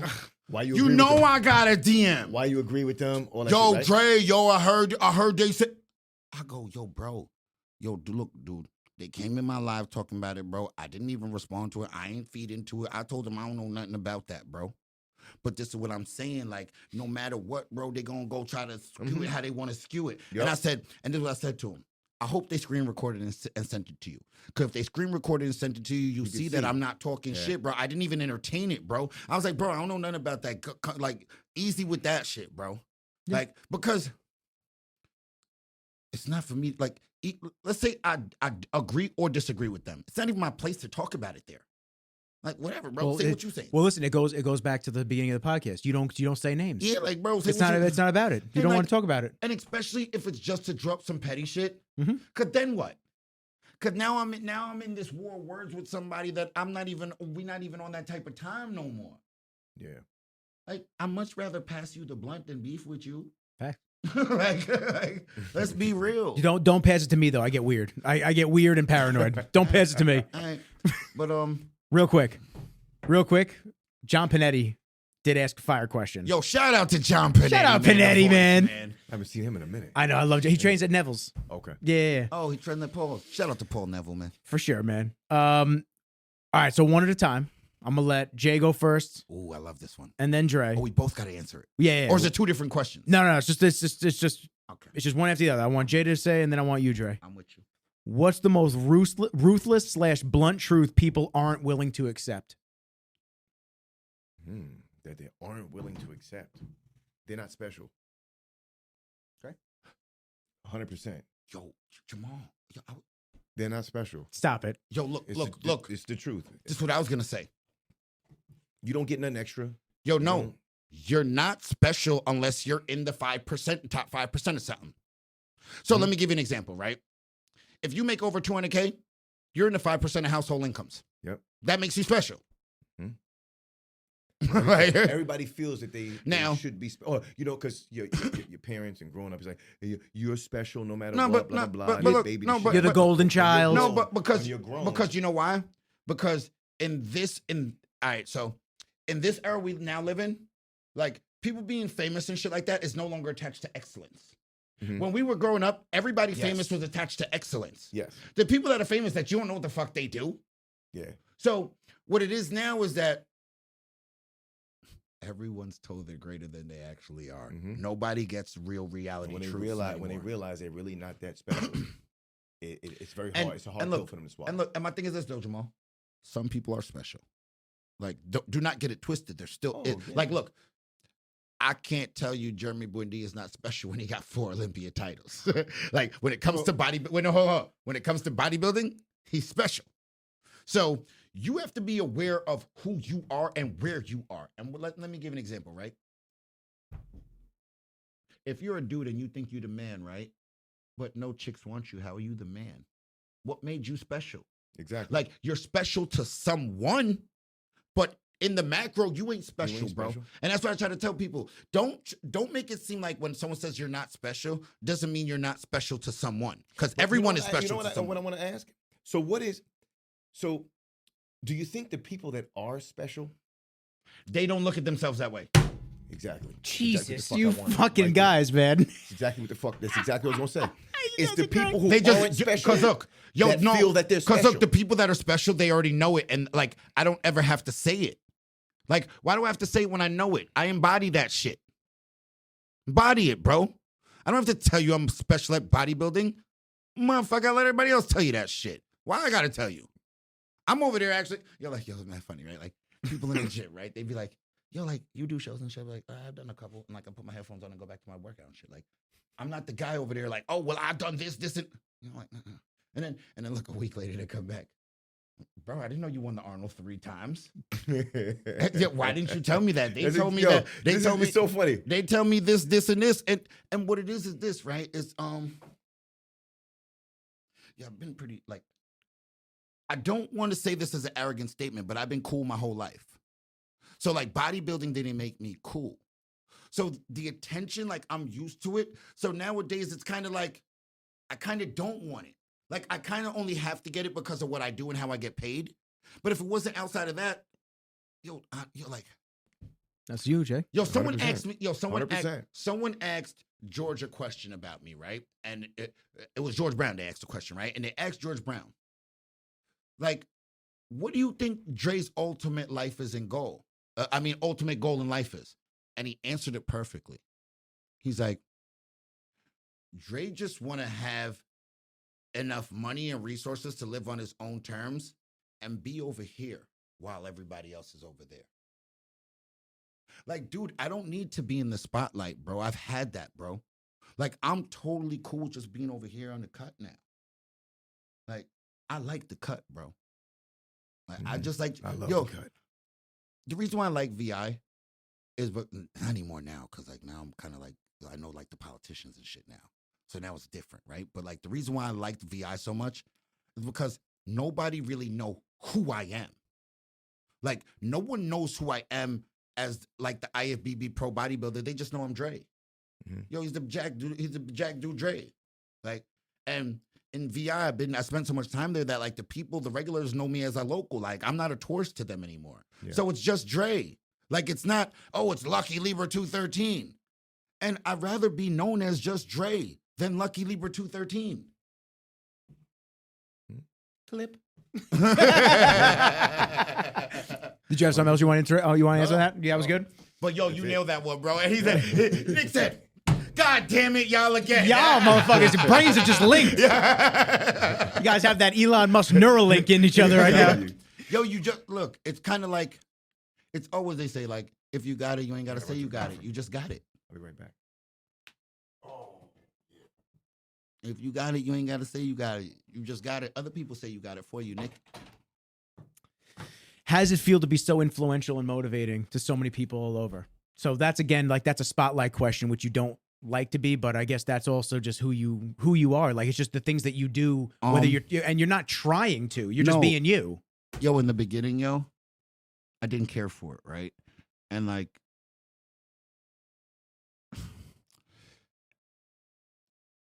yo, it's a rough question, right? Because I think of it like this, right? I remember, who was it? I forgot who it was, but they were like, somebody was like, oh, you're supposed to be a role model. And they were, oh, Charles Barkley. Charles Barkley was like, I ain't your fucking role model. Like, and I know what Charles was getting to at that. What he was saying is like, why do I got to act a certain way? Because you look up to me. Right? And I get it. Like, you shouldn't dictate the way I get to act. And he's right. But what I also realize is this, inspiration is one of the most powerful things you can do. Because it's like, I don't have to speak to somebody, but they can come to my page, right? And what they see me doing can inspire them to go just as hard as in whatever it is they do in their life. It doesn't even have to be bodybuilding. It can be anything. And when you inspiring other people to do great shit, bro, and just to go for theirs, whatever it is, that shit's powerful, bro. And it didn't mean shit before, but it means a lot now. Like, I try to be that person now. I help a lot of people out in the league, bro. You'd be surprised at how many bro, even the coaches call me. I wouldn't be surprised. Maybe the average dude would be surprised, like, but I wouldn't be surprised how many people you help out. Like, the amount of athletes that hit me up before every single show or while they're at the show to ask me how they look. Bro, they have coaches, but they're asking me how they look. They're coaches. Like, all right, you got an athlete, right? He sends me a picture. Yo, Dre, what do you think of him? I tell him to stand a third. Right after that, his coach is hitting me with the same pictures. Yo, what do you think of this guy? Yo, I think this and this and this. Make sure he comes in full because, if he's not full, he's a little stringy in the chest. And that's a coach valuing my opinion. And that's what I tell people this all the time. In a work environment, bro, one of the best things, bro, is respect from your peers, bro. Like, being respected by your peers. That was the question. And being respected by the people that do what you do, that's top tier to me, bro. And when my peers, people that I compete against and people that I'm actually, and look, Jamal, this goes back to the whole why I can't be on that fuck you shit, right? When I'm trying to go for mine. Yo, these same people that I compete about hit me up to ask me my opinion on them. And these people value my opinion on them when they're competing against me. How could I ever look at that person as fuck you? Nah, dude, I can't say fuck you. I could say, yo, I'm doing me. But I can't ever look at it as I gotta say fuck you to do me, bro. Like, nah, I just can't. Like, old school Andre used to be like that, bro. Nah, bro, I can't. I just can't bring myself to do it now. Like, I understand your point 1,000%. I do want to ask though, because I want to clear that up with that point that Jay was making, and I could be wrong, and he'll tell me if I'm wrong or not. It wasn't he was saying fuck you as in general. No, he was saying just in the beginning, like, well, you're still competing with that person, but after you could be friends after you do that. No. But I understand why he was saying it to that person. Yeah. So that's why you didn't even have to say that. Okay, just making sure. No, I'm just asking. I understand why. Like, remember, after we got through the conversation, I said, nah, I agree with you. Okay, bro. cool. No, I just wanted to ask. You, bro. I said, you should have still gave him the whole story, but I agree with what you told him. And look, cool. Even if you told him the whole story, that's the part I would have still been riding on the drive home to him. Cool. Because he needs that part. Yeah, that's what he needed. That's the part he needed. 100%. Regardless of what else I told him, that is the part he needed. My bad. Mm-hmm. Continue. Yeah, no, you good. But yeah, bro, that inspiration shit is big, bro. So you read the question, yeah. With you. Which I get, and by the way, you do definitely get a lot of DMs about it, but especially after my podcast with you, like there's a lot of people that hit me and they say a lot of the shit that Jay said resonated with me. I mean, listen, all you guys have to do is look at the views on TikTok too. Like, listen, a lot of my videos go into the thousands, 20, 30,000, like regular videos too. But like you guys and the realness that's behind what we talk about and the subject matter that we bring up, because it resonates with people. So that strikes chords. Yo, because this is, you know why I did it. You know why number one reason why I said okay. Number one, I fuck with Jamal, but it's not even that. It's yo, we answer the questions people tiptoe around, and I know he's gonna answer it. Like, you see how the kid was worried about getting punched in the face and getting knocked out. He's worried about being embarrassed. Too many people are worried about being politically correct instead of being themselves. Yo, my man, if I'm worried about how it's going to look on the other side every single time, I'm never being me. Yeah, you got to be you, man. I can't be true to yourself. And look, got to say, man, you got to be you. But I look at it like this. I'll deal with it after if I got to. 100%. Like, what I'm saying is how I really feel. And look, I'm not a stupid person, so people ask me a lot of time, yo, why do you pause sometimes before you answer? Bro, because I'm thinking what the fuck is coming out of my mouth, bro. Or you don't just regurgitate everything that you're thinking. And no, sure it's so well, first of all, I don't want to say it like that, but, you know, I want to word my phrases but yes, correctly. And another thing is this. I'm not listening to respond. I'm listening to understand. Then I'm responding after I understand. Exactly. You're soaking it in. You're taking it in. Too many people just sit there and wait for shit out. They don't care of nothing. Look, but they're not care about nothing we're saying. They're just waiting for you, and me to shut up just so they can say what they want to say. They didn't listen. They don't even. They couldn't even tell you nothing. Even now on the TikToks, they answer and they're not even listening to what we're saying. No, they draw. Saying things that have nothing to do with what we're saying. Oh, that's another one when people aren't actually attacking your argument. They're attacking a whole nother argument because look, what it is this. The argument you have, they have nothing for. But they feel they're right on slightly a different argument. So what they do is they curtail your shit to the argument that they think they're right about. Mm-hmm. We're going to just totally move the goalpost on that argument. Now we're arguing about this now because I feel I'm right about this. I didn't respond to nothing you said that you was right about because I know I was wrong. And another one is this, right? Yo, I hate when you're talking to somebody, right? And they can't acknowledge you're right before they move on. Yo, it's so, like, when someone makes a point, like you see how I be telling Jamal, nah, you got that one. Like, even if I'm going to move on through the convo, I have to acknowledge you were right there first. Mm-hmm. I can't just keep glossing over it and not acknowledging you being right and you making a good point before I keep continuing. Because what it means is that I don't ever want to acknowledge anything you're right about, because if I do, I feel it makes me wrong. Or it takes away from my right. Yo, two things can be right at the same time. And people don't understand that thing. Yeah. 100%. And yo, no matter how you feel in a conversation or even an argument or a discussion, yo, it's okay to admit when the other person's right, even if you want to keep going, even if you want to continue, even if you have something to dispute or debate past that. But please just acknowledge they're right first before you move on, because then the person feels like they're not in a one-sided battle anymore. Because it's like, at least they're acknowledging what I'm saying that's right. And you're welcome. Even if they're gonna, too. even if you want to dig into me after that, you still acknowledge what I said was right. And what it means is that we're having a conversation based more on logic and facts than actually feelings.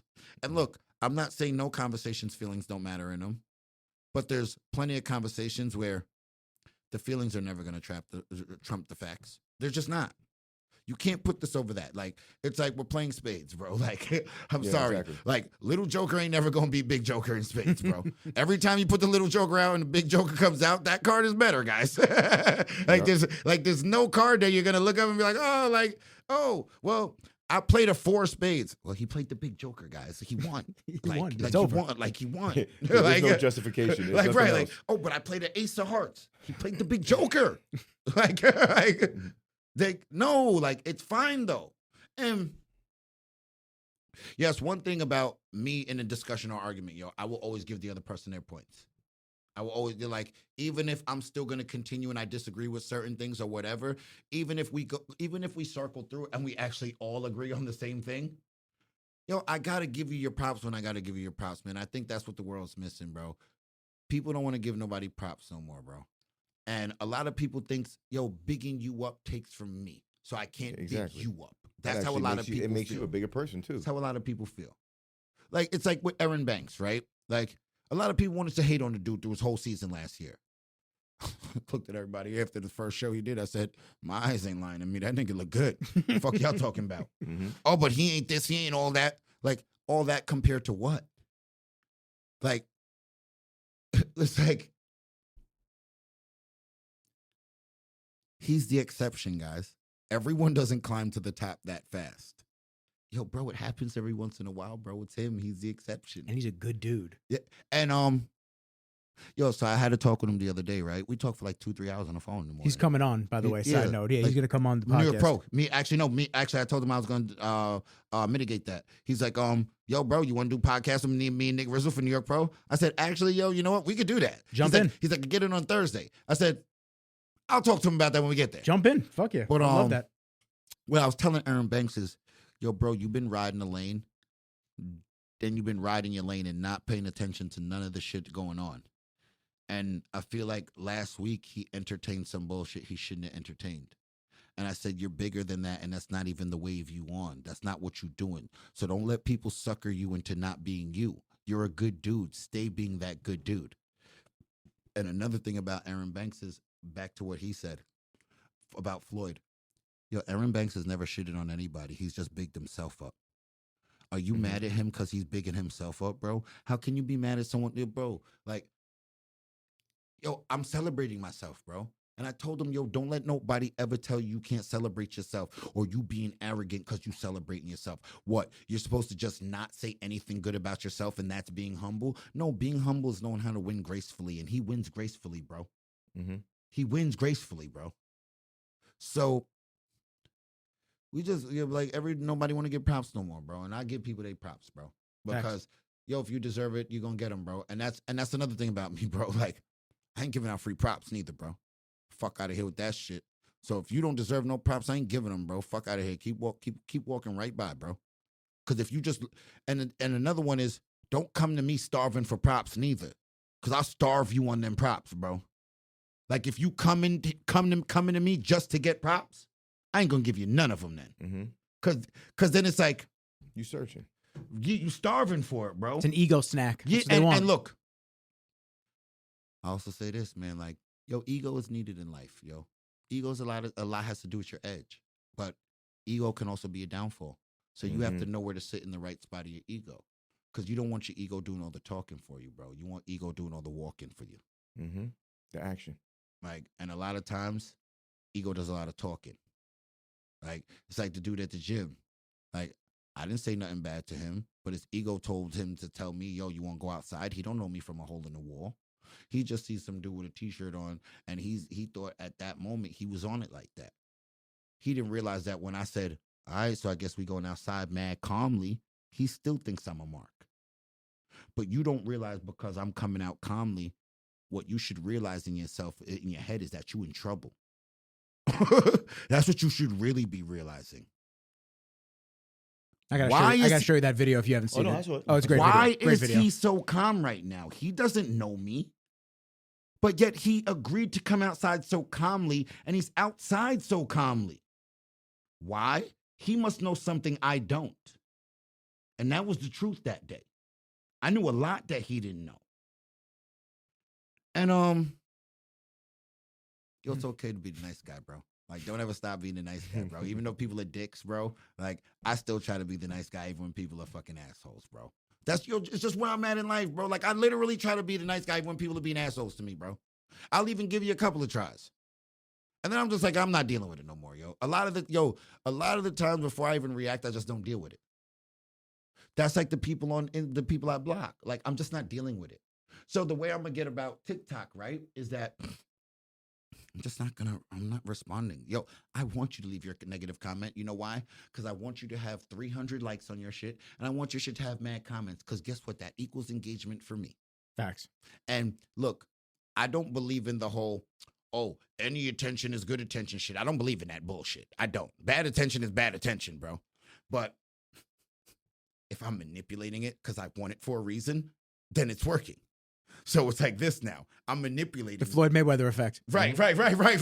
Yo, thank you. Mm-hmm. So basically, I already know what it's going to do. So I'm already prepared for what it's going to do. I'm manipulating it for it to do that. Exactly. You can't let it bother you. Jay, anything on that? You just can't let it get to you, man. They're nobodies. They're not on your level. They, like you said, like your boy said, like your brother said, they're not. You're not even following them. They're choosing to follow you, right? They want to feel relevant in your life. Facts. So what I'm could already you possibly relevant. say? What could you I'm possibly already say? relevant in theirs. That exactly. You like you said, you're renting free space in their head. Yo, For what? I'm writing that one down. You know what I'm saying? They're trying to be relevant in your life. When you don't even give a shit, and they mean nothing. They mean nothing in your life. They're trying to be relevant in your life. But who are they? And like, I hate to put it that's that way. why I like, tell you know, people I've never remembered one of them. Not one of them. they don't deserve to remember. Not one of them. And look, I'm not saying, like, I'm dead serious when I say this, bro. Glasses are off. I can't tell you one of these hater dudes' names, profile names. I don't even remember the last hater comment I got, bro. I don't. Like, this is me being dead. I don't remember the last hater comment I got. And what I also said is the reason why I need new haters, because I post shit now and I don't get hate no more, bro. Like, I'm dead. Yo, bro. Yo, look. Like, yo. The block party full on Instagram. I'm like, no, but you know what I think it is? I think it's because I don't post enough anymore. Like, and what I'm posting is kind of like how you hate on what he's posting. How you hate on this right now. If you really find something to hate right here, like, You're but look, really fishing. I get the haters the most when it's competition season and they're fans of other people. So you're going to have someone who just loves Brandon, right? And they just love Brandon so much that they just hate me now. Well, they have to tell you how much they love Brandon by Fuck letting on, you know. yo. Exactly what it is. Yo, Jamal, all right, so look, this. That's exactly what it is. My bad. You're on another man's dick so much, you had to come here to tell me how much you're on his dick. Yep. Mm-hmm. You know what? Yo, look, and look, I took this one from Ray, right? Here go Ray, right? Because he's like, yo, when they come to my page talking shit, Ray responds to one. Yo, Ray is the funniest motherfucker ever, the way he responds to them, right? So this is what he says to him. I said something, someone was hating on Ray. And I'm like, damn, look at this. They be hating for no reason. And Ray goes, yo, I understand what they doing, Dre. He added the dude. And he was like, yo, bro, I get it. He won. He goes, look, you just dick eating right now. But look, when I win again, just make sure you circle back around and start dick eating me again. Yeah, exactly. And when I looked at Ray and I said, bro, that's genius. Exactly. I never looked at it as, why do this with them when I could just do this with them? Yeah. Like, Bring that love right back around. I took what you said and I rolled with it. Like, yeah. All right, bro, cool. Yo, you know what? He what's won. What's gonna be his comeback? There's There's none, none. bro. There is Yo, none. I forgot what the guy said. The guy respected it. He was like, yo, you word, got word. it. He like, you got it, bro. Like, Yeah, there's yo, no comeback.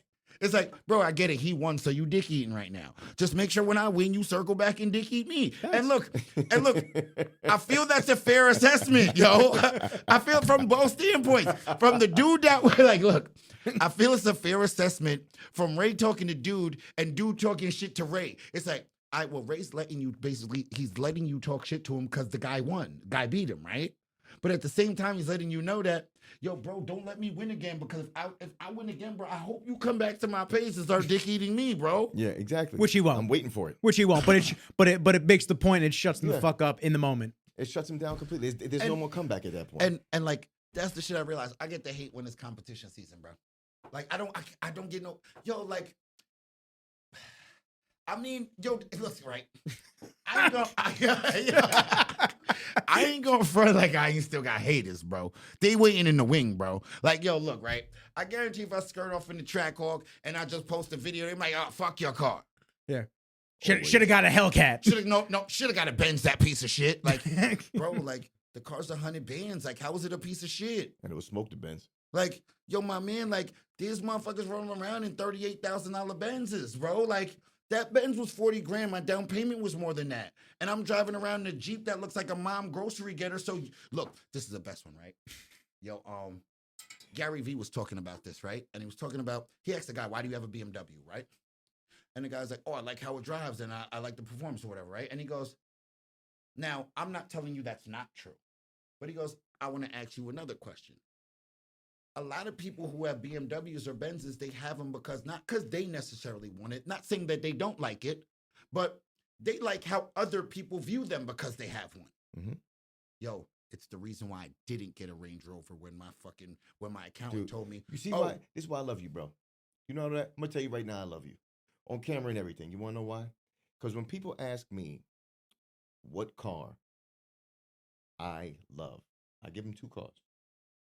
The Trackhawk and the Durango, either the SRT or the Hellcat. Or the Hellcat. Now, and they say, but why? And I said, well, one, it is an unassuming car that will smoke every goddamn thing on the road. So you know what? That is me. I like to play the background and be the normal looking dude, but when it comes down for performance, I will smoke your shit out anywhere we are. And that's why I love that car. And that's why I love that you chose that car. Now, my account goes like this right now. So I had to spend over 90 bands for accounting purposes, right, on the car. And my accountant knows how much money I make. I go in there, he's like, yeah. He's the one who does how much. I'm thinking Range Rover. I looked at him like, yo, the first thing I said was, I'm thinking not. Yeah. Like, because number one is, yo, if I pull up in a Range Rover, number one, I'm super high profile, automatically. No matter who sees me in a Range Rover, they know that's a Range Rover. Number two is, if I would have got a Range Rover, I'm getting it for y'all. I got it to Trackhawk because I got it for me. For you, yes. I don't care that you think that your little baby Benz costs more than this. Bro, your Benz costs $45,000, 50,000, 60, even 80 bands. Oh, you got the new E-Class, that costs 100. You're not even realizing that I pulled up in a Jeep Cherokee that costs the same price as that, with another 50 bands under the hood. Like, there's no, like, someone asked me yesterday, yo, who pulls up on you that anybody could beat you? I said, not no regular cars. Like, no. Like, you can pull up in a Z06. If your shit ain't worked, you're not beating me. Like, you're not. And it's a truck he's driving. And that's not me being arrogant. He's not driving arrogant. a car. The only thing that's not built that's gonna beat me is a Plaid. Yep. Yeah. It's the only thing, bro. And now, back to the whole Gary V shit. No, I didn't get the car for everybody else to see it's a status symbol. I got the car because I wanted the car. No, my man, I don't want a Range Rover. I'm cool. Because then I'm high profile and everybody sees me, oh, Dre's this, Dre's that. No. Like, I'm a little Trackhawk. If you know, you know. If you don't, you don't. Mm-hmm. Like, and look, I'm totally fine with that. I don't need to convince you no otherwise. I don't need to come out with a Rolex on just to let you know I got a couple dollars, bro.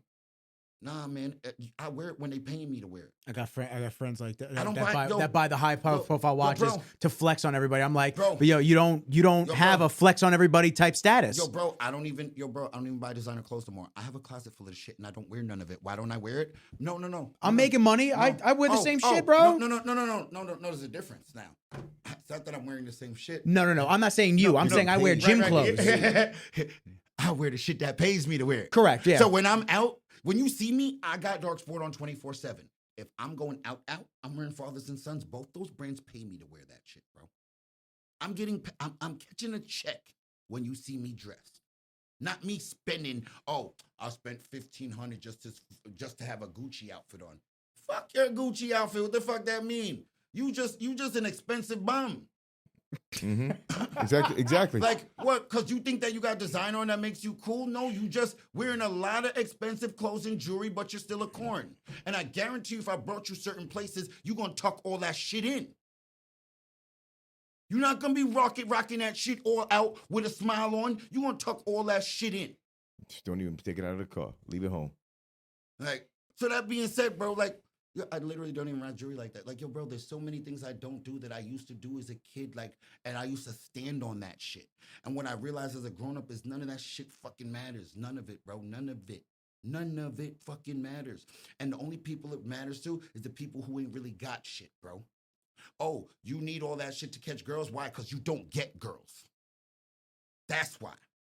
You're trying to make them think that you get the bag. No, without all that shit on, you ain't doing nothing. Correct. You ain't nobody. So I was watching Ballers, the I am TV who show. I am whether I got this shit on or not. I was watching Ballers, a TV show, and they flaunt that high luxury lifestyle and all that shit. And I know the average person is watching Ballers thinking that that's how the regular average day life is. And I'm watching all the clothing and all the expensive items and the top line, Don Julio, 1942. They're all drinking every fuck at 11 o'clock on a Tuesday. But isn't that only for ballers though? Yeah, correct. That's not. But yeah, no, they're at. Some people can't differentiate. They can't differentiate. That's what my point is. My point is people are seeing that yes, shit. Yo, look, I feel so many people can't. They Yeah. don't realize that that's not average people. First off, they don't realize that's a movie or a show. Well, they're watching it and they're thinking that that's a celebrity, and that Top is someone that was born into Yo, money. look, that's the top. So that's the you're top- different. Yo, that's the top 1% of people. Mhm. Top 1%, bro. Top 1%. He had one of the guys on the show had Not normal. one of the guys had the Givenchy Paris shirt on, just a T, Givenchy Paris, and $1,200 probably. actually it was less than that. Still ridiculous though. I was watching it and I'm just like, I wonder when the average person sees that, because listen, it was fresh tea, but it just says I can fucking make Givenchy. it. Just says Givenchy and Paris underneath it, black shirt. That's it. And I'm looking at it, I'm like, when the average person sees this, like, what do they think? And then they go out and they want to spend that money to feel like the person in the show. So I looked up on fucking Saks Fifth Avenue, bro, $490 T-shirt. I'm like, and I know dudes that pay that, and they're like, And yeah, it gets you nowhere. and they don't have, They're not millionaires. they don't got gets the you money like nowhere. They're not that. millionaires. So I'm like, you're spending $400, $500 on a T-shirt? But, Why? But and look, right? I'll say this, right? I don't want to say that person's necessarily living outside of their means because they actually bought it. But it's like you're working and saving to buy that. You never know. They might have. I would say that they're living out. The people that I'm talking about they might are. not pay their car insurance. No, yeah, but look, but what I'm saying is, I get it. They are living out of their means, but I don't want to necessarily always say that's the case. So some people are within their means, but look, I'll say this, right? Let me say it better. Just because you got the money don't mean you can afford it. Facts. Yes.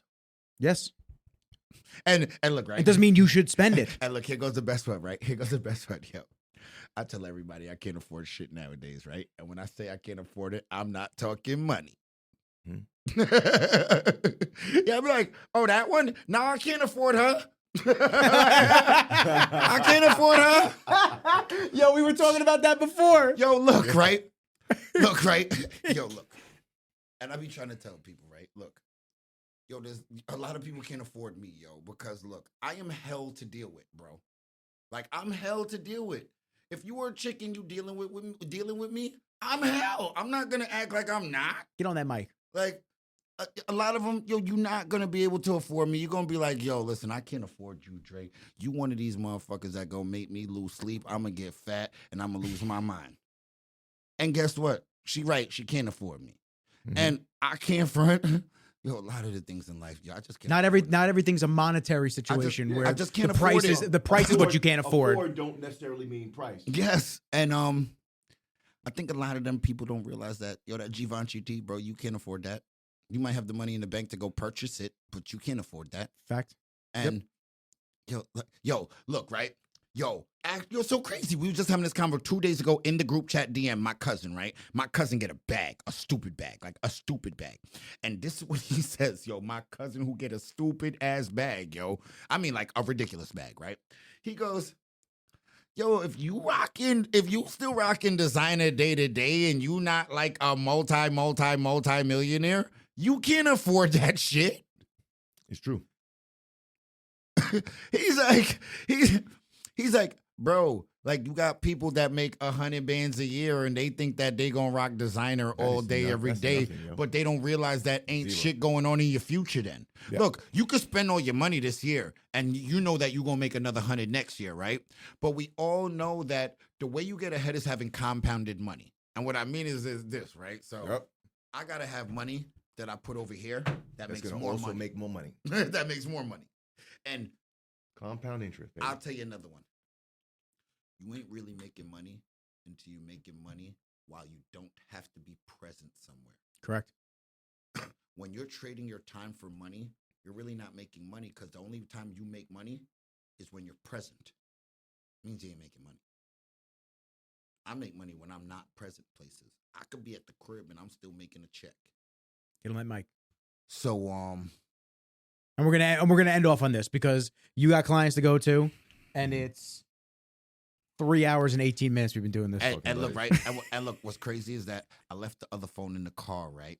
And I left the other phone in the car for a reason. And the reason being is that I know most of, like, at this time, a lot of the phone calls I would have got would have came in on that phone.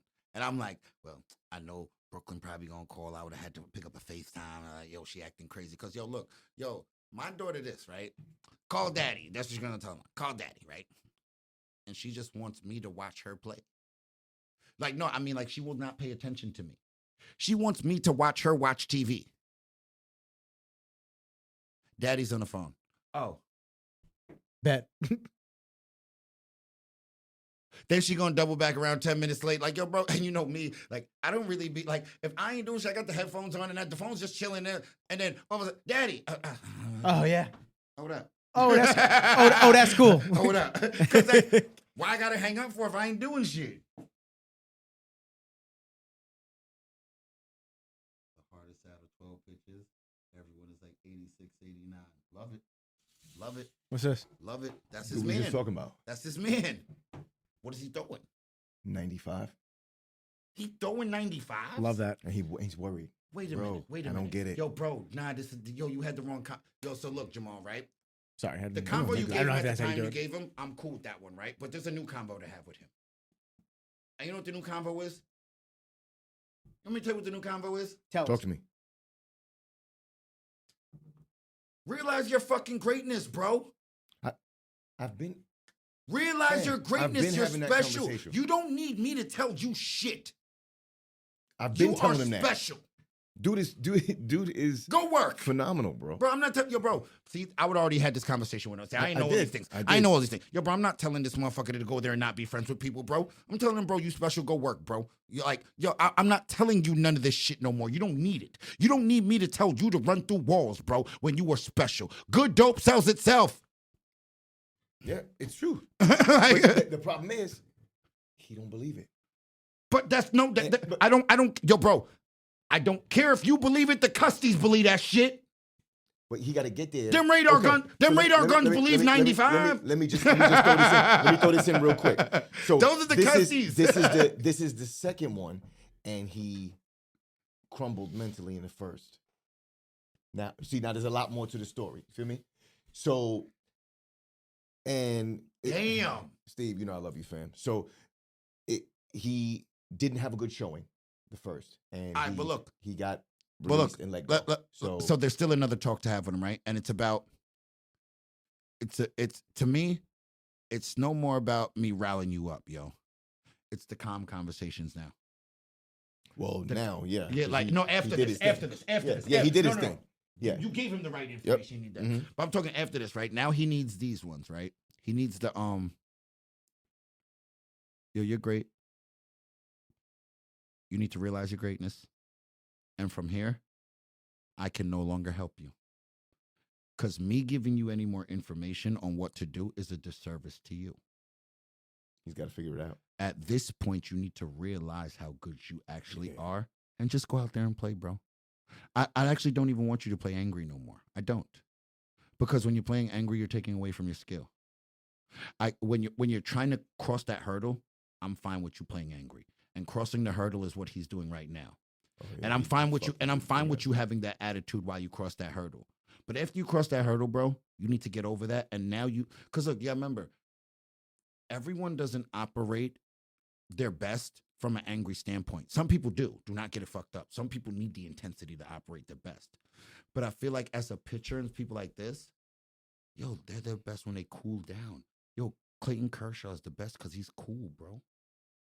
He got the most strikeouts, and he's striking you out with a smile on his face, bro. You don't see him beefing with people. Bro, I'm just better than you. He's also, you're 100% right as far as most pitchers. Him, he's a closer. Oh, he got to, yo, you see, you're not giving me the whole What? story. He's giving you those stories. You gotta give a second. No, but not at once, because look, Yeah, he didn't bring out the closing part. So yo, look, hold up. Hold on, give a second. No, let's bring it all the way back to 3 hours ago. Yo, bro, if I would have known all this information when you told me what the information you gave him was, bro. No, it's a it fact. all It's a fact. makes It's a fact. sense, So, Jamal. well, you know what? I said it so quick, and we just got into talking about it. I didn't get a chance to divulge all the information. Yo, my dude, So- it all makes sense. Yes, now, 100%. Jamal. So he's a closer. He comes in and overpowers. You have every to have batter. that. You need have to have that fucking. You have to mentality. have that attitude, bro. You have to. There's a different attitude you need as a closer. This is what you get. There's a different This is the attitude. You need that attitude as a closer, bro. Now you understand where I'm coming from. You have man. to, yo, bro. I ain't gonna front. No matter how good you are, bro, you gotta walk up there with a chip on your shoulder. The only closer I seen not walk up there like angry is Mariano Rivera, bro. Besides that, every single one of them are great because they got a scowl on. But he had a chip. Oh yeah, no, He just didn't walk with the scowl I though. didn't say he had. Yeah, exactly. I said His right, shit was right. inside like, yo, he still had a chip. I was a starter. Y'all Because- bumped me to the bullpen. Mariano wanted to let everybody know that I really am this good, and I got a chip on my shoulder because they don't think I'm that good because I That's only another pitch a guy I couple love, pitches. bro. Yeah. He's a fucking wonderful Smooth human being, dude too, and a smooth dude. Oh yeah, Smooth dude. he's so cool, man. Yo, damn Jamal. Yo, Rizzles, I can honestly say, bro. And look, here goes me again, right? This is me again. Like I could tell somebody, I could give somebody their props. Like, and this is me going back. And look, this is a conversation I don't even need to go back to. I could have just ended the podcast like, all right, y'all. I'm dipped off, right? I just dipped off, right? I ain't have to give him this. And what I mean is this. Yo, when you get all the information, all right, just another one, right?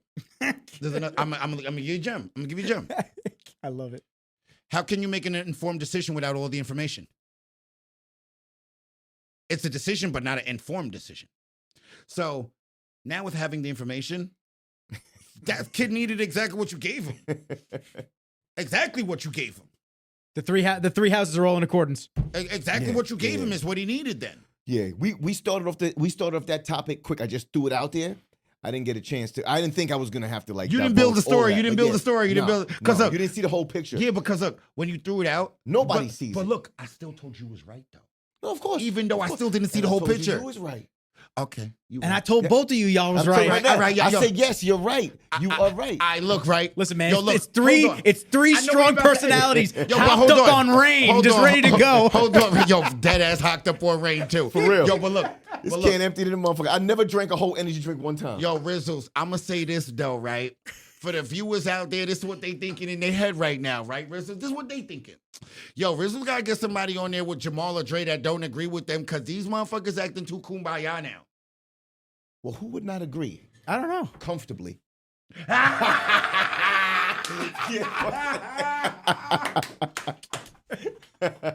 We ended on this. I want to keep going. We're gonna have to do another one, man. We're gonna have to do another one. another one. We'll do another one. That was Look, cool. I'm going to say this, right? We're going to have to do another one because I think the people are going to enjoy this one. And I think they're going to want more. You know, but you better get up on that mic. Yo, look, didn't you remember when I first walked in, he said it too? Yo, yeah. He's all over. He's like, by yeah, the end of the podcast, he's in the parking lot like- screaming with He's the like, with the code. you don't got a mic discipline. You got to be up on the mic. Stay up on that You mic. got to be on the mic because he knows, he knows. But, Dre's sitting in the track hawk like this. yo, Like, yo, I agree with that point. Yo, you know what's so funny? The reason why I don't got mic discipline is the same reason why I put my headphones on when I'm in the crib and I talk to people. Because I don't want to hold the phone. Like, Yeah. I be doing my thing and I'm just like, oh, yeah, what? Like, I'll work on wireless technology for you, so this way you can walk around the entire place. if I had a headset on, I'd be good. Because I could sit back, I could go to the fridge, all that. But, I'm gonna get you the announcer headset. we got to end this. So back to back to ending it, right? I think the people are going to enjoy this one. And this is what we should do for the next one. You'll let the people ask the questions, man. So yeah, I mean, we did a couple questions. We got to blast it out on your guys' page because, like, most of the people that are on my page, they've heard your episodes. You know, the 3 episodes that you did with me. They hear all of Jamal's Into the Bat Caves that they do with me. And the only other places where people don't know you guys is your own pages where you have followers that don't have a more personal relationship with you guys or hear you on the regular. YouTube, where we have the full videos out, where we get a lot of stuff, and we get a lot of people that are throwing stuff out there, and then TikTok, man. That's where we're at. That's where we gotta get it all on. All right, here we go. We going with Lucky Libra. Yeah. I'm gonna get you right here. And then 213 underscore. See this motherfucker writing my name, bro. Like I need to get that ASAP. I don't even know that's a dash. I don't even like this underscore shit, man. This shit is bothering me. Yeah, yo. Damn. So on here, you got to know the exact. This one. Yeah, that's me right there. Well, he's also brand new and he has no following yet. Wait, how do I follow him now? Then? Yeah, see, I don't even. Look at this shit. I'm like, somebody got you to follow him. Shit. We should do this off camera. Wait, hold up. He's like, hold up. Yo, he's my 7th follower. Watch out, guys. I'm coming. Yeah. I'm on the come up, y'all. He's coming for the TikTok bag. Hold up. Look who I follow. I only follow one person. Who you follow? Let me see. Nick. Hey. Nick Rizzos. Yo. I feel a certain way. This is fresh, right? The page is fresh, but I'm gonna go ahead and tell my shit, then Jamal can tell his shit, then you run the close, right? Hit it. So check me out on the social medias, man. I'm Lucky Libra 213 on everything. IG, YouTube, besides TikTok, because TikTok I had to put an underscore on my shit. But yo, I'm telling y'all, man, I'm gonna reach out to person and pay them $200. Now that he said this shit that he told me before, I can't pay them the $100 no more. Now he got me all fucked up, and now I gotta offer the $2. And then watch what they're gonna say, man. I would have done it for $50. That's what they're gonna tell me. That's crazy. Send the two, but I would have done it for $50. Start talking first. Nah, but look, and then see what happens. That's why they ain't respond to you, bro. No, that's what I'm saying. I was like, yo, listen. Nah. This name. I forget what I wrote. Yo, Jamal, I really need this to happen, so I got to lead with the money. Go. It's like this, right? Go. Yo, hold up. Like, a quick story real quick. Yo, it's like, you know what I mean? Like, it's like, all right, you might be trying to bag certain joints, and they only like a dude with money, so you got to lead with the money then. Right? Lead with the bag. Like, yo, man, they only and it's obviously what they want. They only want to talk bag if, like, look, they obviously stole the name for a reason. They think it was cool to steal my name. Well, it's like the people that get the websites before, like the iPhone 12. So look, before the website, and then Apple's got to pay them. So now look, right?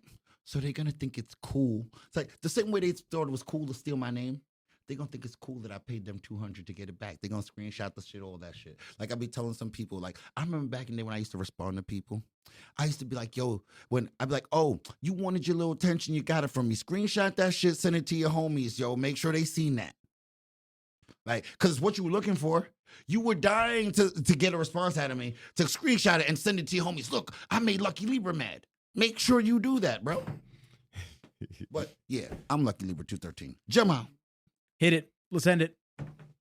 Plug, everybody knows where to find you here. Well, actually, they don't, because you changed your fucking name and you throw me off. Because every time I type in Gorilla MMA now, nothing comes up. It's Mr. Intensity. So, funny thing is, I don't even know how I found his social media, yo. I just changed. I think I found it through your shit. Like, I had to click on. I tried to type. I'm like, I ain't finding this shit. I was like, I ain't finding this shit. So it's funny. I just changed my TikTok profile to my Instagram. They have Mr. Intensity, but the I in intensity has to be a 1. Unfortunately, that's what I've been trying to buy off motherfuckers. The intensity, the word intensity. You need the regular intensity, or you need it with a 1?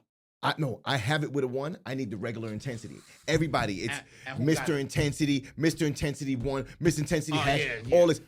Everybody got it. And you know what? You know how many pictures these niggas got? 1. 0. Yo, I hate that shit, bro. No, I'm the only Nicky Rizzle, so that makes me happy. Yo, am I the only one who finds it really weird that there's a lot of people on Instagram, right? No, hold up. These are their real profiles that have 0 posts. Yeah. Like, I have friends that I know that's their profile. Yep. But they have 0 posts. Because they're just in the shadows watching. But they don't I find that weird. Like, bro, you're weird. Like, you're just here lurking. Like, Yes. so you don't post nothing. I have a friend that lurks. My boy Barra. So you post nothing. Mad lurky. But that's It's very weird. okay. All right. It's very strange. Actually, you know what? I thought I was bugging. I do have something. Which Mad lurky. this is very difficult for me Uh-oh. because I don't like asking people for stuff. You know that. But Oh yes. the muscle and fitness contest that I'm in. So He's in it to get a on spread. Instagram, it's on my stories. Get in there, click the link, please vote for me or whatever. I'm trying to make it out of round one. Honestly, I just want to win for the spread in muscle and fitness. That's it. To promote my He brand, was my honest, business, too. and that's it. He I'm said, gonna listen, keep it he 100. said, I have listen. a problem asking people for help. I have a problem asking people, and I'm asking you for this. So I'm putting my tail between my legs, and I'm looking for y'all motherfuckers to give me a hand. All right? Yo, help him out, brother. Here we If it was go. MD, I would have told him to just give it to you. I don't know nobody at Muscle and Fitness. Yeah. Shit, well, we could work muscle development. too. We'll work muscle Let me know what's up. I'll call him up. Just hook my guy up. That's it, man. Yeah. Gentlemen, You gotta close it out, bro. I'm about to. Oh. I My thought man. you was like you saying gentlemen, like you was ready to say cut. No, man. I was saying gentlemen. Oh, okay, my bad. Fucking pleasure having you guys on, as usual. Fucking dope. I love you guys. You Amazing. guys are awesome Great time. human beings. Aside from being amazing athletes, you guys are dope human beings, dope friends of mine, and I appreciate every time I get to sit down with you guys individually and now joined up. So And we for- appreciate you. for real, you're both your time, all three of us, but both your time is very valuable. What we get on there? What's the time? We're at total time? 3 hours and 33 minutes. Rough, So Dope. that's where Feels this great. this is a great episode, man. rough, man. And Yo, it felt like we just like were chilling at the crib, and we Facts. just like it didn't even feel like the cameras were necessarily here. It felt like we just chilling at the crib shooting the shit. that's it. And that's what I want to feel every time. I'll say it a million fucking times. That's exactly how I want it to feel. I want it to feel like we all just kicking it. And the people that are watching and the people that are listening are just third party fly on They the wall. kicking it with us. You're kicking it with us. That's it. It's nice and easy. But on that note, I appreciate both of you guys. Everybody watching, episode 26, Rizzology. We're going to get him again. This is Alpha Talk. Peace.